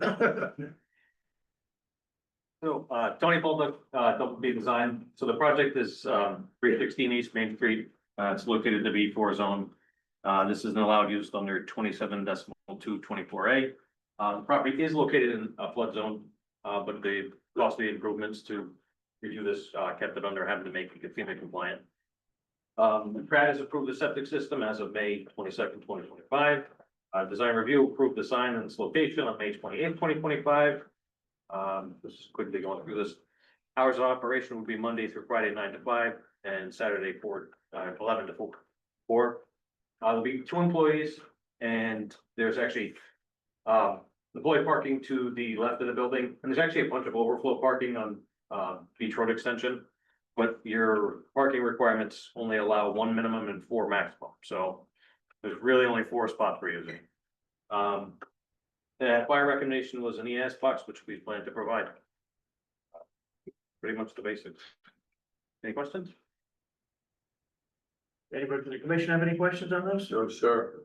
I don't know. It's in our old RTC building, right? Yeah, very familiar with the building. We know the building. Is there anybody that's prepared to make a motion on this?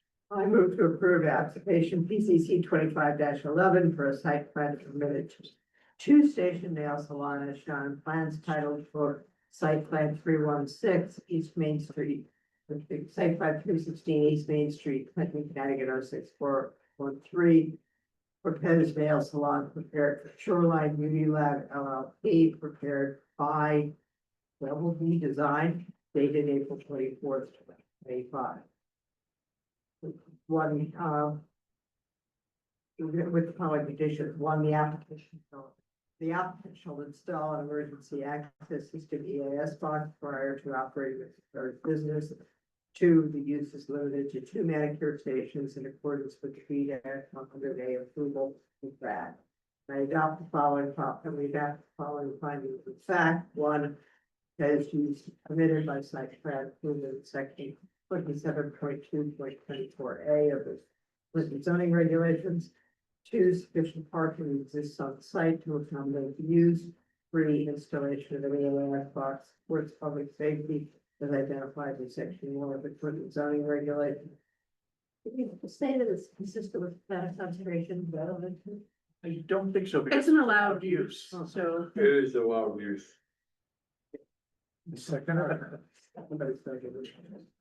We have a motion, I'll second it. seconded by Mike. All those, any further discussion? There being none, all those in favor, signify by saying aye. Aye. Motion passes unanimously. Thank you very much. Next item on tonight's agenda is the site plan application pursuant to CGS 8-30G at 7 Liberty Place. Now we can hear. Read the others. Okay. I was handing out something real quick. If Okay. I get too long in the two, you go look already, but that's. Yeah.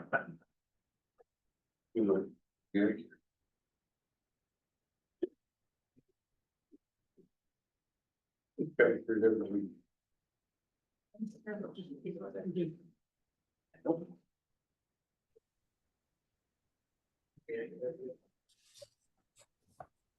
Okay, Tony Bolduc from Tom Stevens' office. So this is, the project is, affordable housing plan at 11 Liberty Place. So the existing site consists of 2 lots containing single family homes. Number 7 Liberty Place is an acre, just a little over an acre, and 11 Liberty Place is 0.38 acres. The property is located in the R60 zone. Soil within the surrounding development are of a hydraulic class A, meaning they're extremely well draining, so that'll come up a little bit later. There's an existing water main that runs down Liberty Place, so it ends about halfway in front of the project, so we will have to extend it. I think it was another 400 feet. And there's actually a hydrant on site, but it's a private hydrant, so we'll actually have to install another hydrant, pretty much directly next to that one.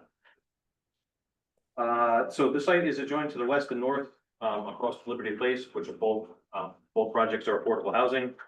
And the property is located to the east and west along I-95. As I said, the proposed project is an affordable housing development under 830G. It will consist of combining the two parcels into one site, installation of soil erosion control measures. The house at number 11 would be the first one to be demolished and begin construction of 12-unit condo. During that phase of construction, the following, well, there was a big question about phasing of this. So the first thing would be the installation of stormwater and the septic system for number 11. And when I say stormwater, I mean the entire stormwater system. Construction of parking would be finished as soon as the stormwater is in place. So the parking between the 2 units would go in first.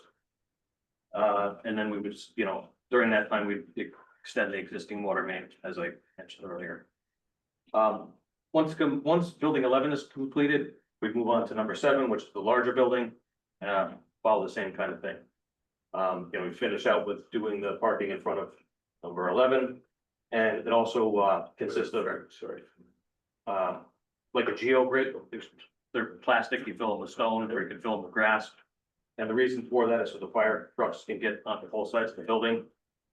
And I can just buzz through a lot of this stuff.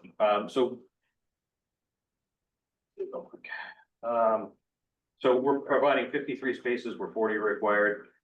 For the septic system, we're providing 4,040 square feet. We're only 3,900, 3,932 is required. For number 11, we're providing 1,781 square feet where 1,732 is required. Again, for the stormwater, we're capturing 4,136 cubic feet where only 3,864 are required. Let's see, the big number you guys are gonna want. So one of the questions was the velocity coming out of the pipe. So stormwater runs through here. There's a discharge point over here and a grass swale, which we've actually added riprap to, because there was a question about whether that would wash out or not. From an engineering standpoint, would not, but it was just easier just to add the riprap, just in case. Let's see. So we've received a letter of support from DEP. Their one comment was being a more detailed maintenance plan for the infiltrators, which is the second page of the sheet I have handed to you guys. We actually received comments from the town planner in a letter dated June 5th, 2025. I think I've addressed those by handing that back in. And then so to CRAD, Rebecca Drew gave us a letter that said we could proceed with approval from planning and zoning. Again, the issue is the Department of Public Health at the state level. And I have a feeling, as of this kind of goes back to what Greg was talking about, come July, the Department of Public Health will take on septic systems. Right now, they cover septic systems from 7,500 gallons and down. It's going up to 10,000 gallons, and apparently there's people just waiting at the doorsteps to hand plans it, so. I don't think this is gonna get any better, but that's where we're at. If anything, these are, if I could personally, these soils are incredible. There's no restrictive layer in any test pit that we dug on this site. So I don't think we're ever gonna have an issue with septic. If the state even came up with a comment, which I don't think they will, because there's no MLSS here. We could always enlarge the system top to bottom instead of making it longer. The same goes for stormwater. Some of the comments were about stormwater. We've actually used a, infiltration rate that for the stormwater system that puts it in a failing condition, which, is next to impossible if the stormwater system is installed right. There's a header row that's wrapped in filter fabric, so none of the solids can get through and destroy the rest of the system. So again, it's very far-fetched that this would ever fail or become surcharged. I think that's it for, you guys have any questions? Any questions from the commission this time? Abby, would you like to go over your staff review on this, please? Yep, so just sort of a quick piece, so this is not, obviously, it was not a public hearing, this is coming through, it's sort of a coastal site plan kind of approval, the coastal site plan is belt and suspenders, and stuff that you have to take into consideration with A30G, but isn't necessarily required as part of A30G, subject to the case law, however, we did go ahead and send this up to, Connecticut, Water Resources Division, and as Mr. Bullock said, they just wanted to make sure that the maintenance plans and the stormwater systems were being maintained over time. So, the other piece, there's been some revisions to the affordability plan to reflect the 2025 statewide median income. Generally speaking, the affordability plan is consistent with the requirements of A30G, so that's all set. There are a few pieces, so the questions that I had talked about, I had briefly consulted with our consulting town engineer. He did provide a quote of $3,500 should the commission want additional technical stormwater review beyond the capacity of in-house staff. That's a decision that this group has, can make or not. The one outstanding piece that is left is essentially the health status and what the commission's disposition is on health approvals or conditional approvals based on health. So in the staff report, I had recommended that, given time the report was written, sort of the list of outstanding questions, the plan, plan revisions and those types of pieces should be discussed at this meeting, but and determine which direction you may want to go on this application, but defer a decision to July 14th so that we have time to fully craft a motion for you. I do have, if the commission is interested, there is, I started work on a draft conditional approval. That is something the commission would need to discuss and see whether or not you're comfortable with that. Can you read it? I can read it, it's long, I can read it for you, it has not, I'll put the caveat out there, it has not Or been you can vetted. send it to us now. Yeah, well, no, this is drafted like as things were coming in today, so because, and again, typically I don't like to. Drafting motions in a compressed time frame can sometimes lead to things getting missed or other pieces, so I'll put that out there, but if you'd like me to go through it. No, it's okay. Yeah. The other thing is that you can tell me what direction you're headed in, and I can incorporate any comments or questions. I like the whole idea of the 832 there. Yeah, I think in reviewing this application, it looked like a very neat plan. It is an 830G application, which gives the developer a lot more authority than us. Yeah. But that being said, I would applaud the applicant's Me too. presentation on this. I do think that it's a significant development. And I think it's the proper idea to give a little bit of time to draft a motion. I think the commission, if I'm not mistaken, is in general agreement that this is an acceptable application, but I think there's a few things that need to be cleaned up here. Or stated out more clearly. Zach? So, I guess the only question I had was, you're talking about, the cover you have over your stormwater systems, prevent logging and everything, that, is this your best management practices? Yep. To ensure that you regularly change, how does that address it? I'm just looking for the. So Storm Tech actually writes their own, it's like a manual for this stuff, and so best management practices would be to hand you the book and say, this is how it's done. So, but they have an installation thing to it. Once it's done, you cover it with filter fabric and get it, if you're gonna leave it with just a filter fabric covering, you put stakes so nobody drives over it, or you fill it, compact it and get it to H20 loading, which we intend to do because it's. Is there any required maintenance on that? That's 25 years, 30 years, whatever. So there is, so the back part of this actually explain that, so again, the header, so basically what happens is there's a catch basin at the far end, and I can see this a little I better. think it was 60-10 on that. Oh, it was 60-10. So the catch basin that's at the end of this, will be used, so their end row, the single farthest, to number 11 Liberty Place is called a header row. And so what happens is you use a vacuum jet which sprays water and pushes the, debris back and they siphon that out. So that's, then the maintenance for that is, included in, We use 6 to 10 inch roof on the rate. yes, the bigger stuff. But periodically, it sounds like you will blast the header and the debris will come out and someone will clean it up. Correct. All right. There's an actual maintenance schedule in the back of, site application, so. Okay, so that's what I was looking for, that being for the maintenance schedule.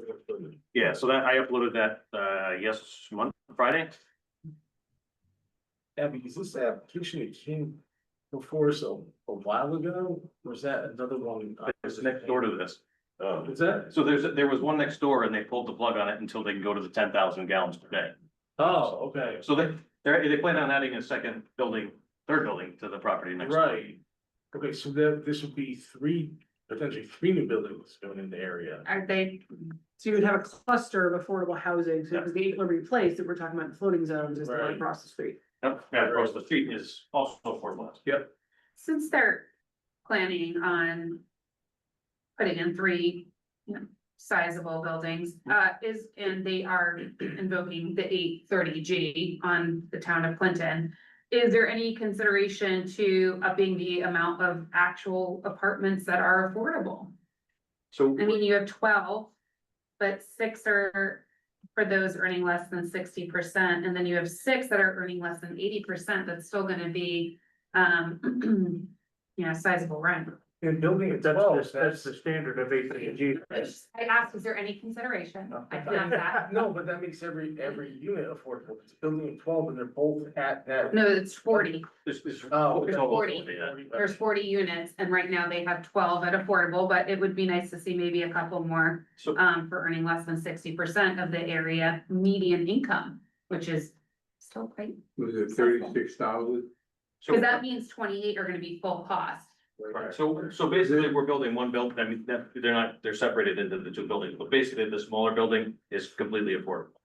So that unit is 12 units and the larger building wouldn't be, so kind of offset, and we're only doing the two buildings. Is that, out under 830G? Yeah, I thought the affordability plan Yeah. reference units. in both. It does, I'm saying, basically, because this is 12 units, you're, one whole building would be, I'm not, sorry to Quantity of confuse. apartments. Quantity. Sorry. You're gonna have to take- Sorry. You're actually spreading from like, wheeling, yeah, because the unit. Sorry. Wait a second. that's, sorry about that. That's what I meant, the quantity. Thank you. Okay, let's clarify that. So, and the other thing too is, I noticed that the building across the street at 8 Liberty Place is 3 stories, we've held ours only to 2. So we're trying to kind of fit the area to make it not so bulky, like, so the surrounding buildings are bigger. I noticed they went off of the state median income average. Mhm. Is that higher than the towns? It's lower, and the statute requires you to use whatever is less. Okay. Yeah. Well, The town is closer to 148 and the state is closer to 124. I know the lunch programs are, what they said, 36,000 tops. Different. That's Different, I'm just saying. different, and that's low income versus. That's low income. But that's not, this is It's a affordable. different It's calculation. completely different. I understand, but it's on the same scheme of things. No, it's not. How much do you think? How much? Does the commission agree that we should wait, until our next meeting and let Abby, Yes. wait for some more material to come in and let Abby draft a motion based on the material that we see in the meantime? Yeah, I think that this is pretty. Is there any desire the commission has to pursue third-party engineering review or not for this one? No, I don't think it's necessary. I mean, it's an area we, Yep. He spoke about how good the soils were. It's not something that's questionable here. It's not. That shows beautiful. That's impressive. So I don't think that's necessary in this case unless the commission feels otherwise. Nope, it was just a question of the staff report that I didn't want to answer, that's all. Do we need a motion in order to request that you, No, you would just continue this until the next meeting, and then I will take my marching orders to get I'll draft something up, get it to the town attorney, and then have a recommendation for you for a motion to approve. Okay, so we're gonna proceed in that fashion. Yeah. Yes. Okay. Leads us to PZC 2513, which is the CAM application. These would be bundled together in terms of That's what I decision. Those will both be heard at the line meeting. not be heard, I mean, there's no hearing. Well, Staff okay, yes, sir. The next item on the agenda is PZC 2514, which is the text amendment to consider the repeal of floating zone, section 21 of Clinton zoning regulations. There's a motion for that one? There is in the staff report. Okay, here it is. Okay, I move to approve the proposed changes to section 21 of the Clinton zoning regulations as drafted in application PZC 25-14, with effective date of July 7th, 2025, and adopt the following findings of fact.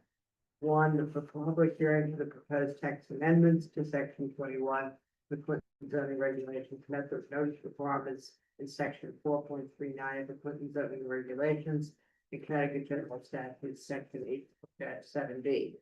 Two, the proposed amendments are consistent with section 1.4 purpose of the Clinton zoning regulations. Three, the proposed amendments are generally consistent with the vision for preservation of neighborhood character, including in the 2015 plan of conservation and development. We have a motion. Second. It's been seconded. Is there any further discussion? Wait, no, that would be the motion. Yes. Okay. Yes. Do you want to second it? It had been seconded, didn't it? I second it. Yeah. You want to second it, Dylan? No. Okay. Yeah. Okay, we have a motion. It's been seconded. Is there any further discussion? Want to third it? There being none, all those in favor signify by saying aye. Aye. Aye, motion passes unanimously. The floating zones? Yeah. Thank you. No more floating zones. Sounds good to me. Have a good one. Now we go on to the next item on tonight's agenda, which is the committee reports. The first one is the POCD subcommittee, and we're gonna have Dave's gonna do the presentation. That's This correct. is the goals, the plan of conservation and development. And we know, folks, that it's late tonight, but this is going to the town council as well, on the 18th of this month, because we have got to get to the drafting portion of the plan, so it's really critical that we hear if there's any thoughts, ideas, further things that you think that we need to refine in these goals, we want to get them in now. And Dave, before you begin, just something that we discussed at the last meeting is that the format that's gonna be used is there are gonna be certain goals, certain bullet points. And then below that is gonna be an explanation of those goals or a view of that. So, you know, it's not just gonna be the bullets and we'll walk away. There's gonna be an explanation as to why these are important to the town and to us. So just to kind of brief us on that. Of course, in the document, or do you mean before town council? No, and we discussed that, you know, the way it's gonna be set up at the last meeting, at the last POCD. So In the document. In the document, perfect, yes, we agree. And before I begin, how you got audio okay? I'm gonna cough a little bit, so you guys just bear with me. And then Commission, let me know how much time you want me to spend on this. I have about 19 slides. It can go quickly, slowly. we'd like to do this in about 34 seconds. Yeah. All right. I gotta get it pretty far. Well, you're familiar with it. I am, so very familiar. Yeah, so if you need to I excuse understand yourself, that's meetings. fine, yeah.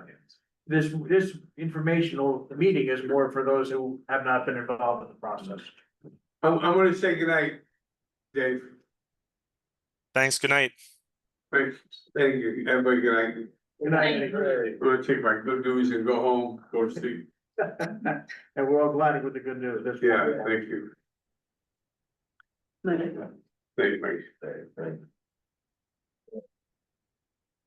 Okay, I'm ready to begin. Okay.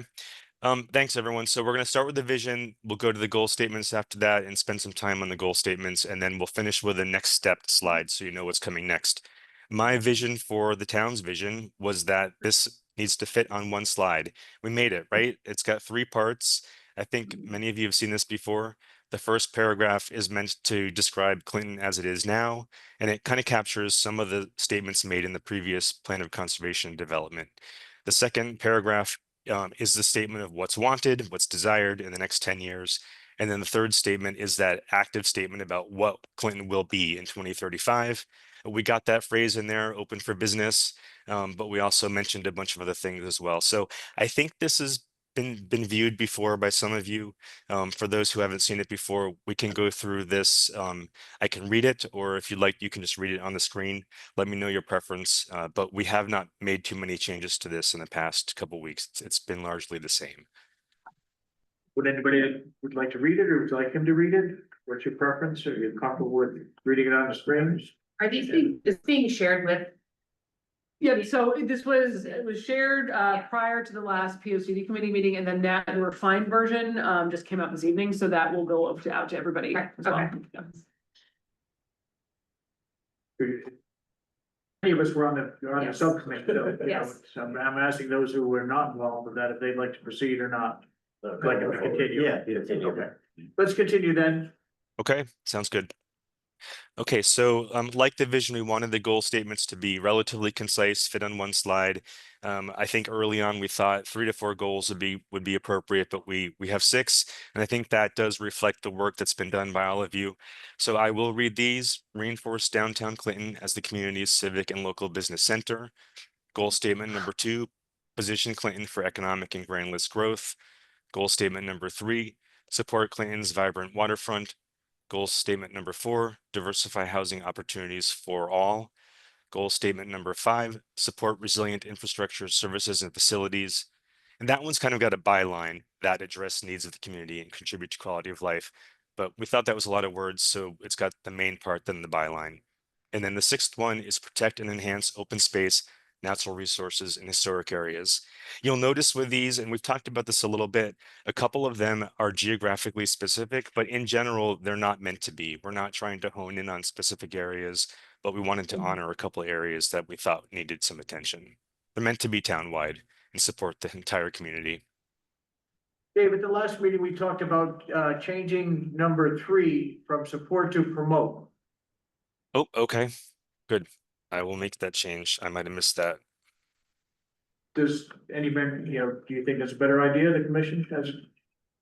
Yeah, are these listed in an order of any, Not necessarily, no. No, they're not in any Goal- order. Not one goal being more important than the other. No, no, yeah. But And we we should, thought that. Go ahead, I'm ahead. sorry. I was gonna say, I we thought- should address that at some point if it seems like an order is implied.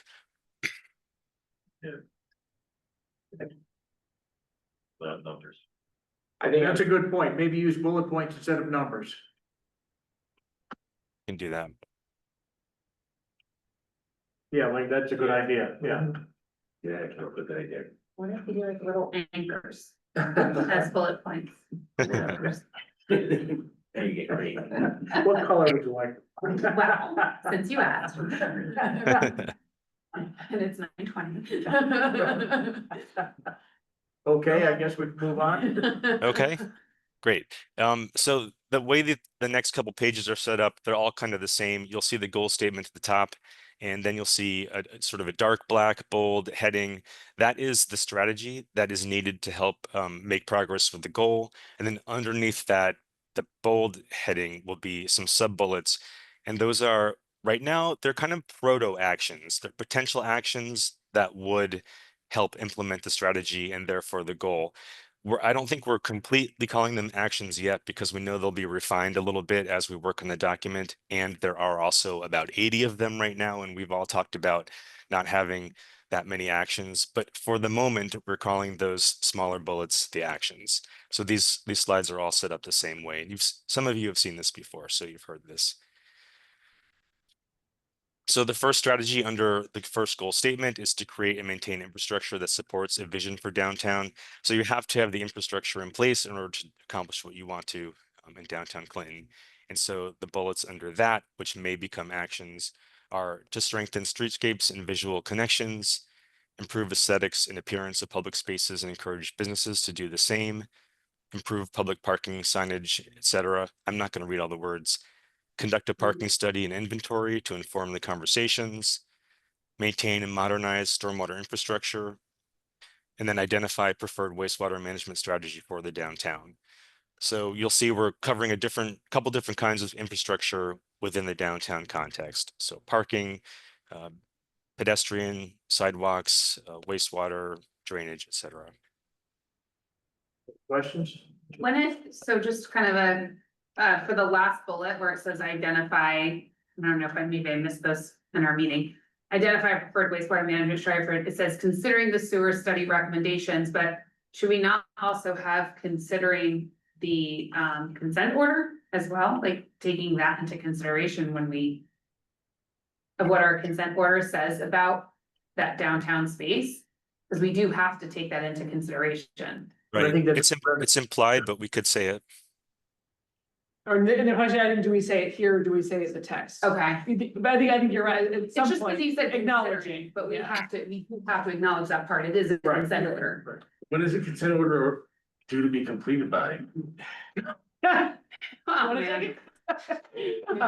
it? It is, we can go through the wastewater stuff in greater detail, but it's as the town is making progress toward addressing its identified wastewater management area needs, there's not a deadline. There's always sort of the threat of what if Deep came down and enforced this, but it's not imminent to the stage. So the town is trying to make good faith efforts to progress. But WPCC is Yeah. working on it. Yeah. all set. Okay. Excuse me. The next strategy under the first goal statement is to create and maintain, it's continued, my apologies. Explore the potential to advance the East Main Street Indian River Town Hall and fire station strategies from the Foreshore Coastal Resilience Plan. That one will need some work as we move forward over the next couple of weeks and see how that plays out.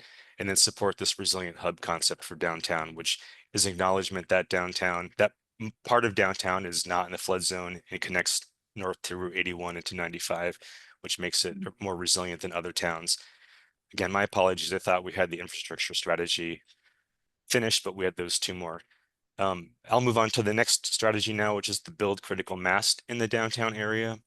So work with economic development and Chamber of Commerce to create an attractive environment for anchor businesses, prioritize, plan, take an active role in redevelopment efforts, grow the residential population downtown through appropriately scaled mixed use and residential development, and then support the conversion of the Pearson School to senior housing, which of course is underway, and future other potential sites. All set, any questions? All set then? Okay. Couple more strategies under this first goal statement. There's a lot under this one because it's important. Provide consistent, flexible, and adaptable regulations. So the first sub-bullet under that, consider adopting more consistent site design standards across zones along Route 1. And then the next one is to review lot size requirements for the TOD overlay zone to encourage redevelopment. On that one, didn't we discuss not having the specific of smaller sites, just leaving it review of lot size requirements? I think we discussed moving the to encourage the redevelopment of smaller sites Okay. to review the lot size requirements. Because So we didn't want remove- to. Specific. Right, we didn't want to get granular with that, Yeah. yeah. Okay.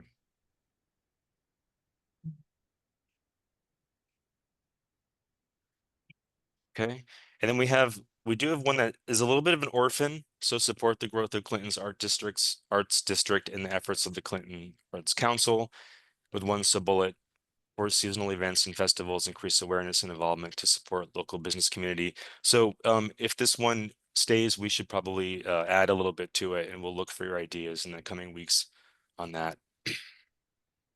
So we put something in had to make sure the art was good. I heard that one. We didn't put that in. Yeah.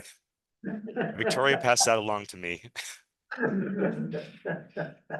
That should be I thought we Clinton, had that one. Clinton Arts Council, not Clinton's Arts Council. Yeah. I tried to get rid of some of those apostrophes and missed that one, but thank you. Um, just there are other groups in town as well. Anyway. Yeah, we should acknowledge all if we're gonna do it. Yep. Agreed. Okay. And then we've got a bold bullet there on connectivity. So enhance connectivity between downtown Clinton and other activity centers, support the Bike and Pedestrian Alliance Committee Master Plan, improve connections to Route 81 in the interchange area and the waterfront, leveraging the central location, strengthen connections between downtown and surrounding neighborhoods, and then strengthen the Route 1 corridor east-west connections with neighboring towns. Any questions or comments? All set? All right, next goal statement, and I still have a voice. Position Clinton for economic and granular growth. First major bullet, ensure regulatory mechanisms promote sustainable growth. And under that, we have conduct a comprehensive review of the zoning regulations. Sorry, don't throw tomatoes. Regularly review zoning and land use regulations to ensure they function efficiently and ensure proposed land uses along certain focus areas avoid conflicts with flood hazards and other at-risk properties.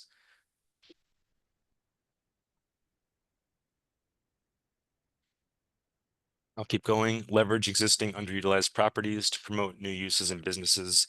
On this one, we had some changes that Mike and Victoria brought back, and I don't think we captured them correctly. There was a little bit of discussion that the three of us had. So you let us know about that. Support the reuse of obsolete commercial industrial sites. I don't know about that word. We might need to go back to that. Prioritize the redevelopment of vacant sites. Support industrial development within existing industrial zones while maintaining buffers from residential areas. And then implement recommendations from the Main Street assessment.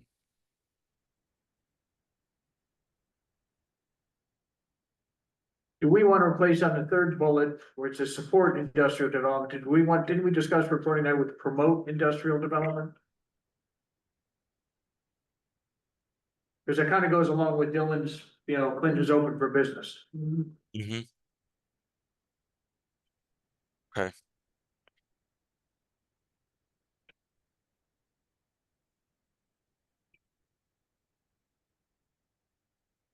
Okay. Another one under the goal statement number 2, support diverse mechanisms and resilient infrastructure to promote regional employment development and business growth. And under that, we have support continuing the workforce development programs, aligning them with the local and regional employment industries and sectors, encourage the development of a continuum of spaces and sites to support businesses throughout their life cycles, promote entrepreneurship and nurture development of local homegrown companies and businesses, explore the potential and feasibility to advance the Meadow Road improvements identified in the Foreshore Coastal Resilience Plan. We put this one here because that corridor is primarily non-residential, and we wanted to make sure that that came out of the Foreshore Plan and went somewhere. And then support local businesses with the development of disaster recovery plans. I don't remember adding that. That might have been a Mike Victoria. Any questions? Okay, hold on. Okay. All right, goal statement, the third one, support the town's vibrant waterfront. And then the first major bullet we have here, and I want to say right off the bat that we're planning to be consistent with the waterfront plan, the new adopted waterfront plan. So we've taken a look at that and we will not be at odds with that. So that said, encourage a resilient waterfront through strategic planning and investment. And under that, we have, as part of comprehensive regulation review, explore adding a provision for increased public access, which is always a great goal. Continue to support and prioritize water dependent uses in the district while providing some development flexibility. Continue to support resiliency initiatives, for example, elevating structures, infrastructure, hardening. Support the implementation of the harbor management plan recommendations, and we might pull some right in.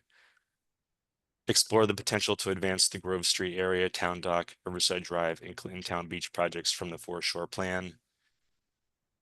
And then promote low impact development throughout the town to improve stormwater quality and the sound. So that's a town-wide effort, but it would have benefits, and of course, in the waterfront area.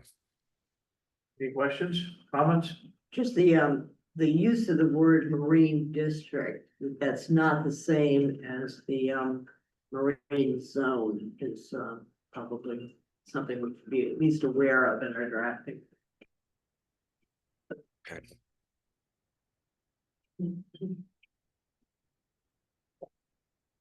Right. A couple more under this one, create an accessible waterfront destination. So highlight the waterfront area through coordinated planning and promotion. Look for opportunities to enhance public access, strengthen bike and pedestrian connections to the waterfront, support the Shellfish Commission in managing the town's shellfish resources, opportunities to advance the concepts identified in the Clayton Greenway Blueway Plan, support the Parks and Recreation Department in exploration of ideas for the town beach, and then support the town marina in improving accessibility and infrastructure upgrades, including dredging. Any questions? All set, move on. Okay. Number 4, diversify housing opportunities for all. Aligned with demographic trends, encourage development of housing types, scales, densities with close proximity to transit, commercial services and public facilities. And under that, we have explore strategies that create more small, it's an error there. Small housing types, for example, permitting duplexes as of right. Consider adding multiple dwelling units as a special exception in the business zones, and then align residential densities with infrastructure and wastewater capacity, potentially allowing higher residential densities in areas with public water and suitable soils. And I think this is another area where we wanted on the first bullet point, where it says explore strategies that create more. I think we talked about removing the word small and just leaving housing types and not giving the example. I'm concerned with when we give specific examples in the P O C D that we use being predetermined. Yeah. And I think it's covered under, I think it's covered if we just say explore strategies that create more housing types and just leave it at that. Yeah, the larger bullet is also feels like a little funky. yeah, as I got to the word small, I realized it wasn't supposed to be there, and you saw me stumble on that one. So I'm glad that you pointed that one out. And what was And it? also the part where it says example permitted, we don't need an example, because that, is something that if and when we decide to change our regulations, that is something that will come up in the topic, in the discussions. And I don't think it's necessary to have it in the P O C D. Just simply having the statement explore strategies that create more housing options, more housing types. If we decide to go that route, it would be consistent with the P O C D. So I don't think it's necessary, and I think it's detrimental to have the specifics in the P O C D line. And I think that applies to the second bullet point as well, the bit about adding, multiple dwelling units as a special exception in the business zone. It's getting very, very down in the weeds for the PSC. Yeah, I think that whole line could be scratched. Okay.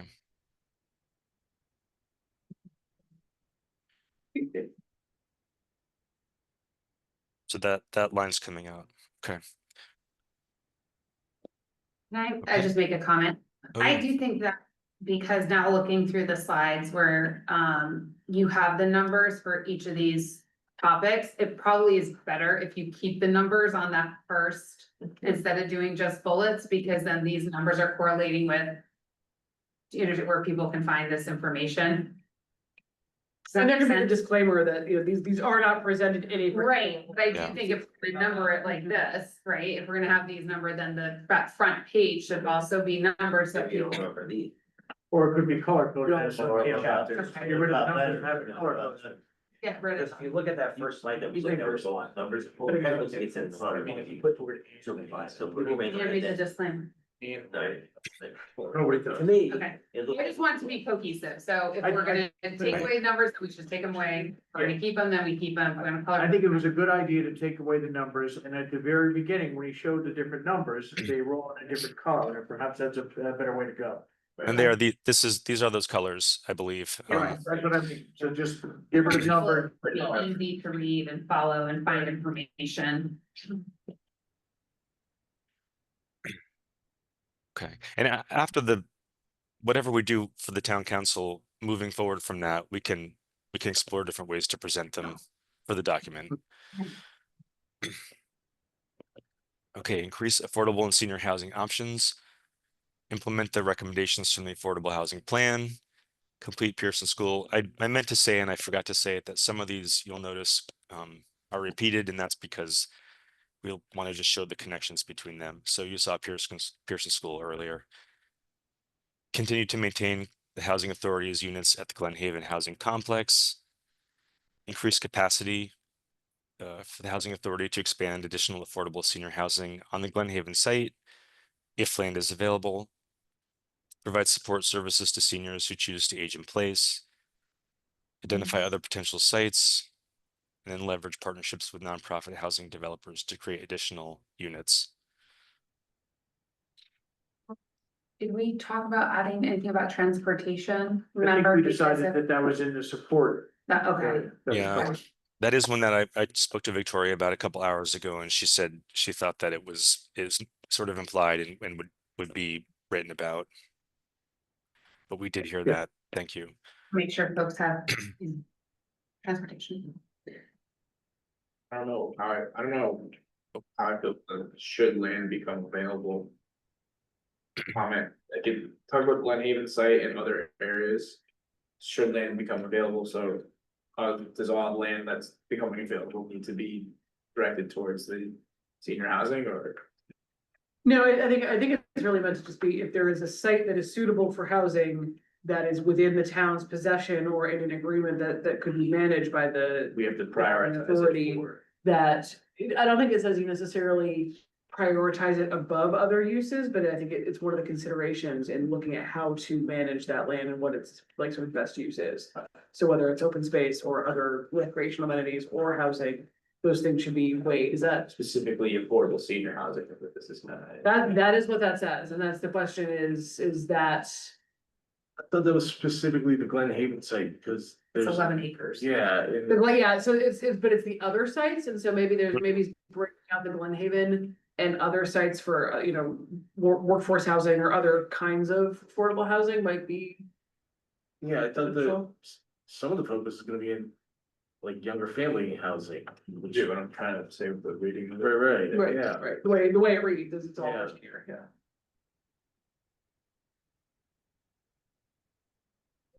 Did you hear that, Dave? Questions on that?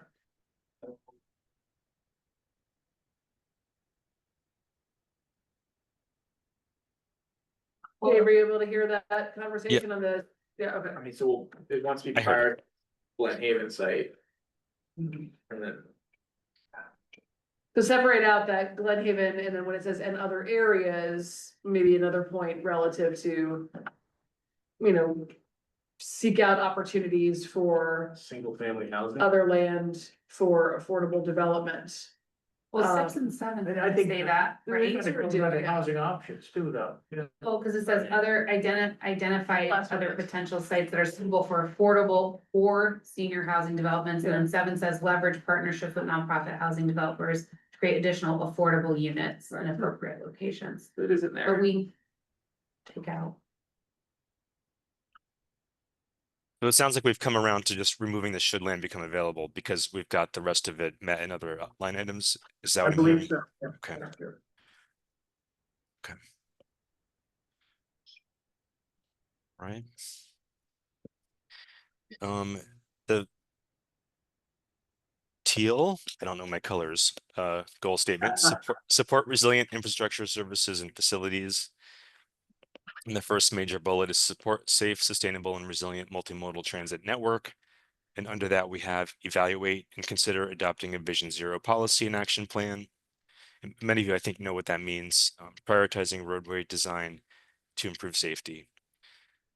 Next one down, advance complete streets concepts in Clinton. After that, we have designate, promote, and facilitate the use of greenways and blueways, and that's come up in others as well. Advocate for enhanced services on Shoreline East. Work with River Valley Transit District to evaluate opportunities to implement the extra mile. I'm glad that made it in. Ensure safe connections such as sidewalks are in place. Study the viability of micro-mobility systems. Continue to promote and fund the seasonal trolley. improve pedestrian connections on Route 81 overpass. Excuse me. Review the findings and recommendations from the Forest Shore Plan and other data and studies, et cetera, to advance viable projects that address flood challenges on roads. That's kind of the catch-all for elevating roads in the future.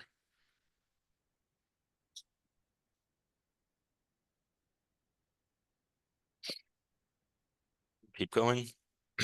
Yes, yeah. Advance sustainability and energy-related efforts and partnerships. Under that, we have worked with local and regional partners on sustainability initiatives. And this one, so we've of course moved on from roadways. We're in other kinds of infrastructure and services here. Continue to promote and support energy efficiency, renewable energy, and alternative fuel source vehicle support.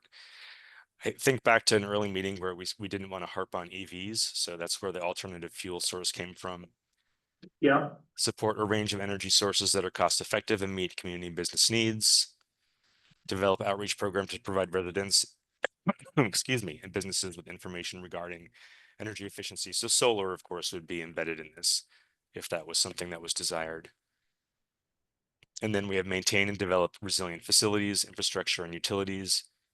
Implement elements of the facilities plan to address wastewater management challenges. Work with Connecticut Water Company to extend public water service to areas where private wells do not support land uses.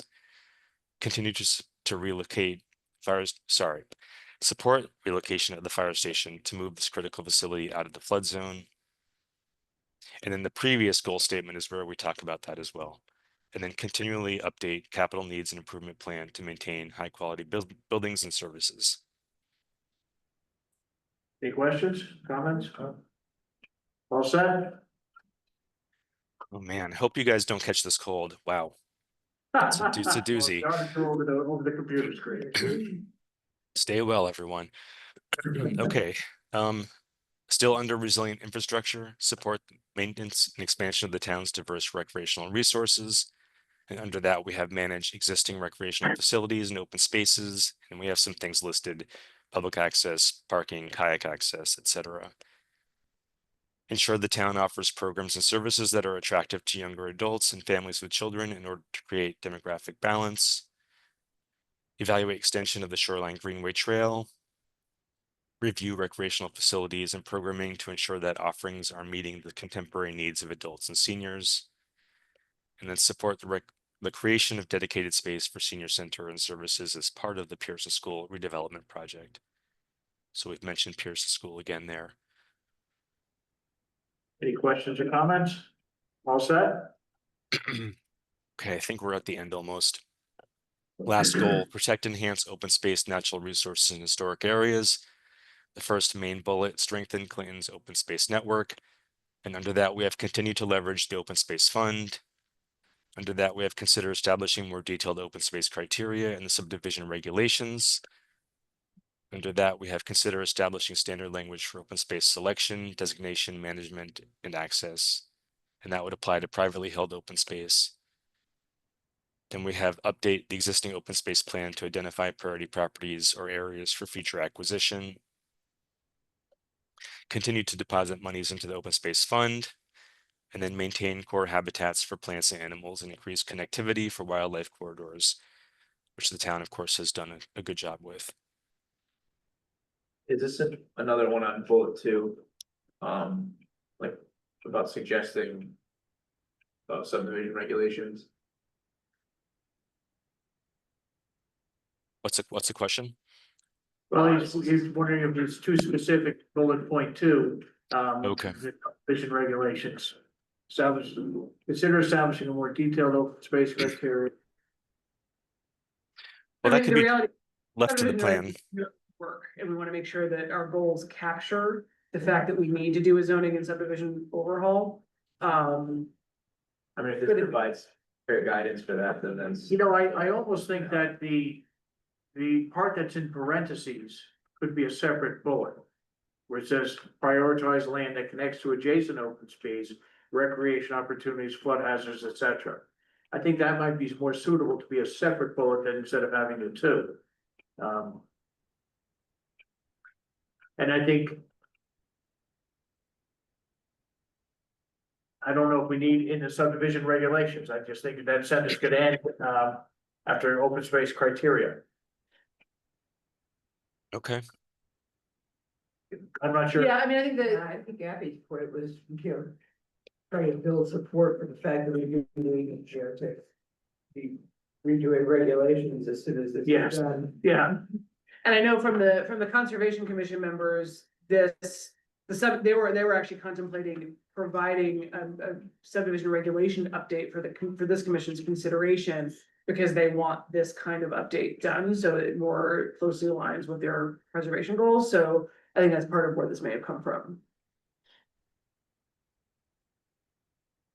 If there's, I mean, I'm not opposed to significantly by any means, so if there's like a rationale reason, it makes sense to me. Or- I do think that, as I said, the portion of that that's in parentheses, I think could be a separate bullet. I think we can do that. I can find a way. That makes Mhm. sense. And that'll help when we're not taking the lead on the acquisition, sort of like the property we're trying to help with the land trust, then that gives us, teeth to support. Any other questions or comments? All set? Okay. Under protect natural resources, this one's a little vague to my taste. Protect water resources, inland wetlands, tidal wetlands, and environmental sensitive areas. But there'll be some discussion in the plan for that. Incentivize or require low impact development and green infrastructure techniques for targeted development. Conduct education and outreach to property owners regarding best practices for lawn care, car washing, pet waste, etc. And these are all things, don't forget that this POCD will continue to keep the town eligible for sustainable CT efforts. So we want to be consistent with some of what's in that. Then we have protect and preserve historic, cultural, and scenic resources. Continue to promote existing national and local historic districts. Of course, that will happen, but a statement about it doesn't hurt. Provide educational materials to owners of historic properties that outline preservation resources. Consider further integrating guidelines into regulations for historic resources and flood hazard areas, as they're a challenge, as we've discussed. Consider leveraging the state cultural district designation for the Clayton arts, culture, and tourism scene as it is, and it's going to grow. And then support the growth and development of Clinton's agritourism community, ensure regulations support a range of flexible agricultural uses. Questions or comments? All set, we can move on. All right, so the next steps. We're going to make the revisions from tonight, and I apologize for the few that we missed, everyone. I know you've had a flurry of me and Victoria and Mike in front of you, and we might have missed something in translation. So we'll get those together. The plan right now is to take this to town council, if that's everyone's desire to do that. I haven't not checked to see if we're on the agenda, so I'm not sure. We are on the agenda for the 18th, yep. Okay. Then we'll be working on the document. We've got a pop-up event coming soon, which is the July 11th event. We're hoping to have a table there.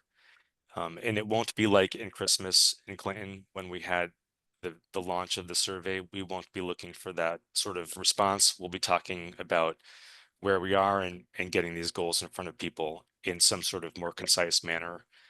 And then there'll be another public workshop sometime, possibly in August or September, in connection with the draft document. So that's all coming relatively soon. Good. I just have one quick comment. We talked in the beginning about obviously not having the different goals enumerated. And then we also talked about the different color coding. When if we decide to go with the color coding approach, we could either have the header or an outside margin in that color throughout the document. So it will make it easier to function, to go through it or to find the area you're looking for. Yeah.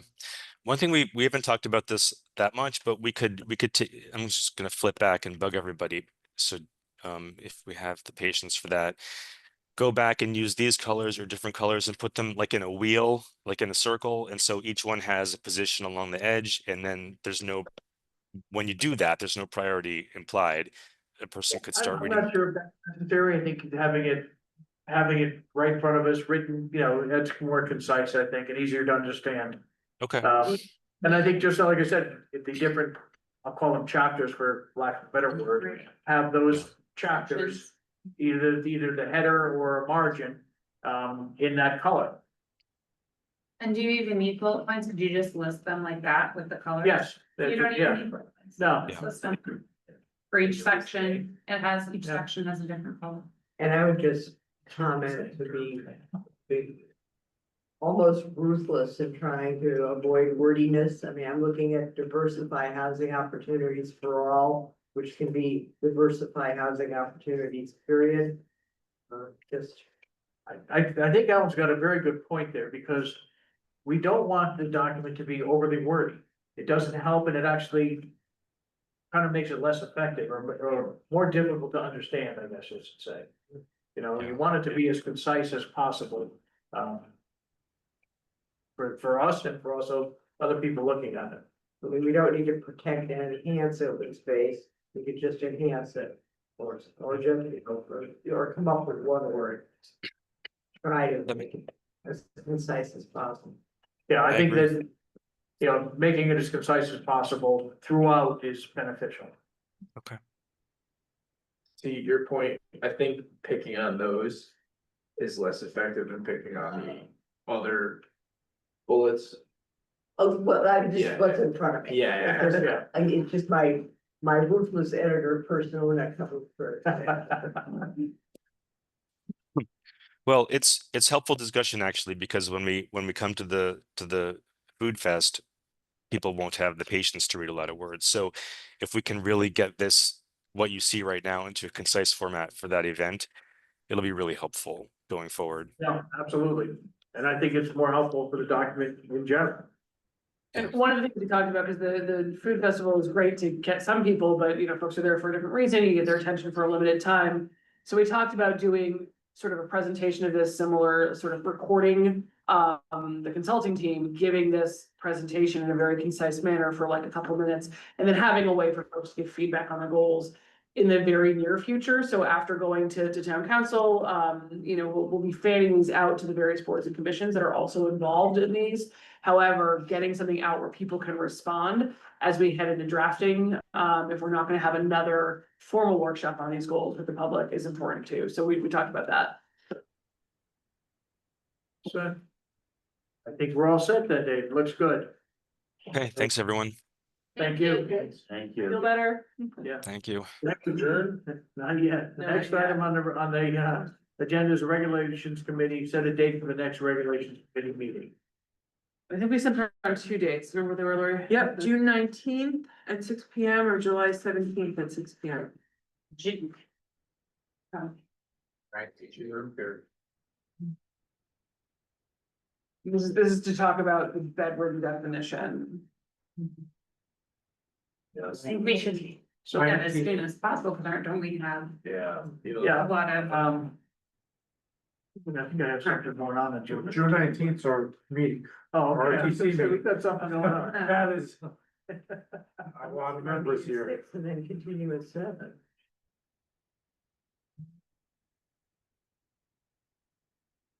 What's the July date?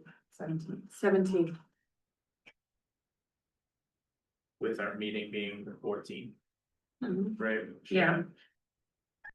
Well, why don't we do with the June date? I mean, you know, like. You What know, you time? really, I mean, it was my proposal, but I think my proposal was kind of concise. And I included some language, so it's up to the committee to do it, and then you were also gonna, get some legal advice on that as well. Yeah, I mean, the alternative is that we could, since it's coming right up, we could also bring you some draft language to the regular meeting in July. Say, hey, here's this, you know, so here's some ideas of where this is Right, going. and so if you finalize that draft language on the 19th, if the committee did, there's a. Yeah, we'll see if that's gonna be possible. Yeah, we'll just, And then we could bring it to the. Yeah, we've already, because in staff, all of our Thursdays get booked up really quickly, and so we have this like narrow, we're trying to get folks. Building support. So, do you want to? Do that date, the 19th? We're free, so. Yeah. I'm definitely out, I'll tell you that right now. Well, I plan on not being there either. I'm gonna have some important date for us. Oh, Yeah. right. But if, you know, one half of the commission is not available, or, you know, members who would want to. Well, that's my point. That's, okay. So 17th. So then we go to the July 17th. Oh, okay. Okay, let's go to the July 17th. We'll set that. Okay, regulation. We'll move on to the next. What time? 6 PM. 6 P M on the 17th. We'll move on to the next item on the agenda, which is correspondence and bills. Any to report? There being nothing? I wanted to look up that date on the town calendar. Does anybody have that up? Can I pull up the town calendar real quick? It's the third Thursday then. Yeah, because that's our town caucus. That's you. So does it,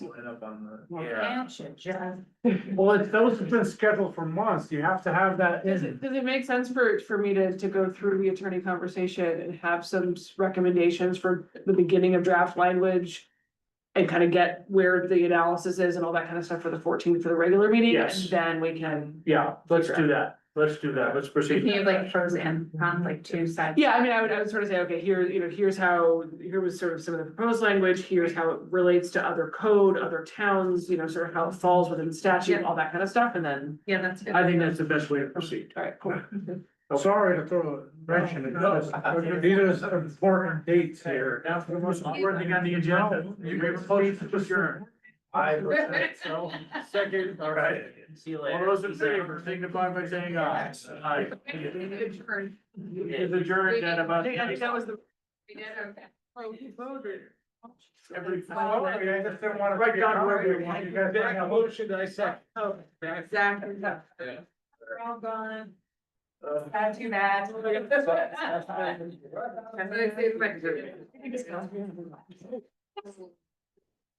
Sorry, I just should be.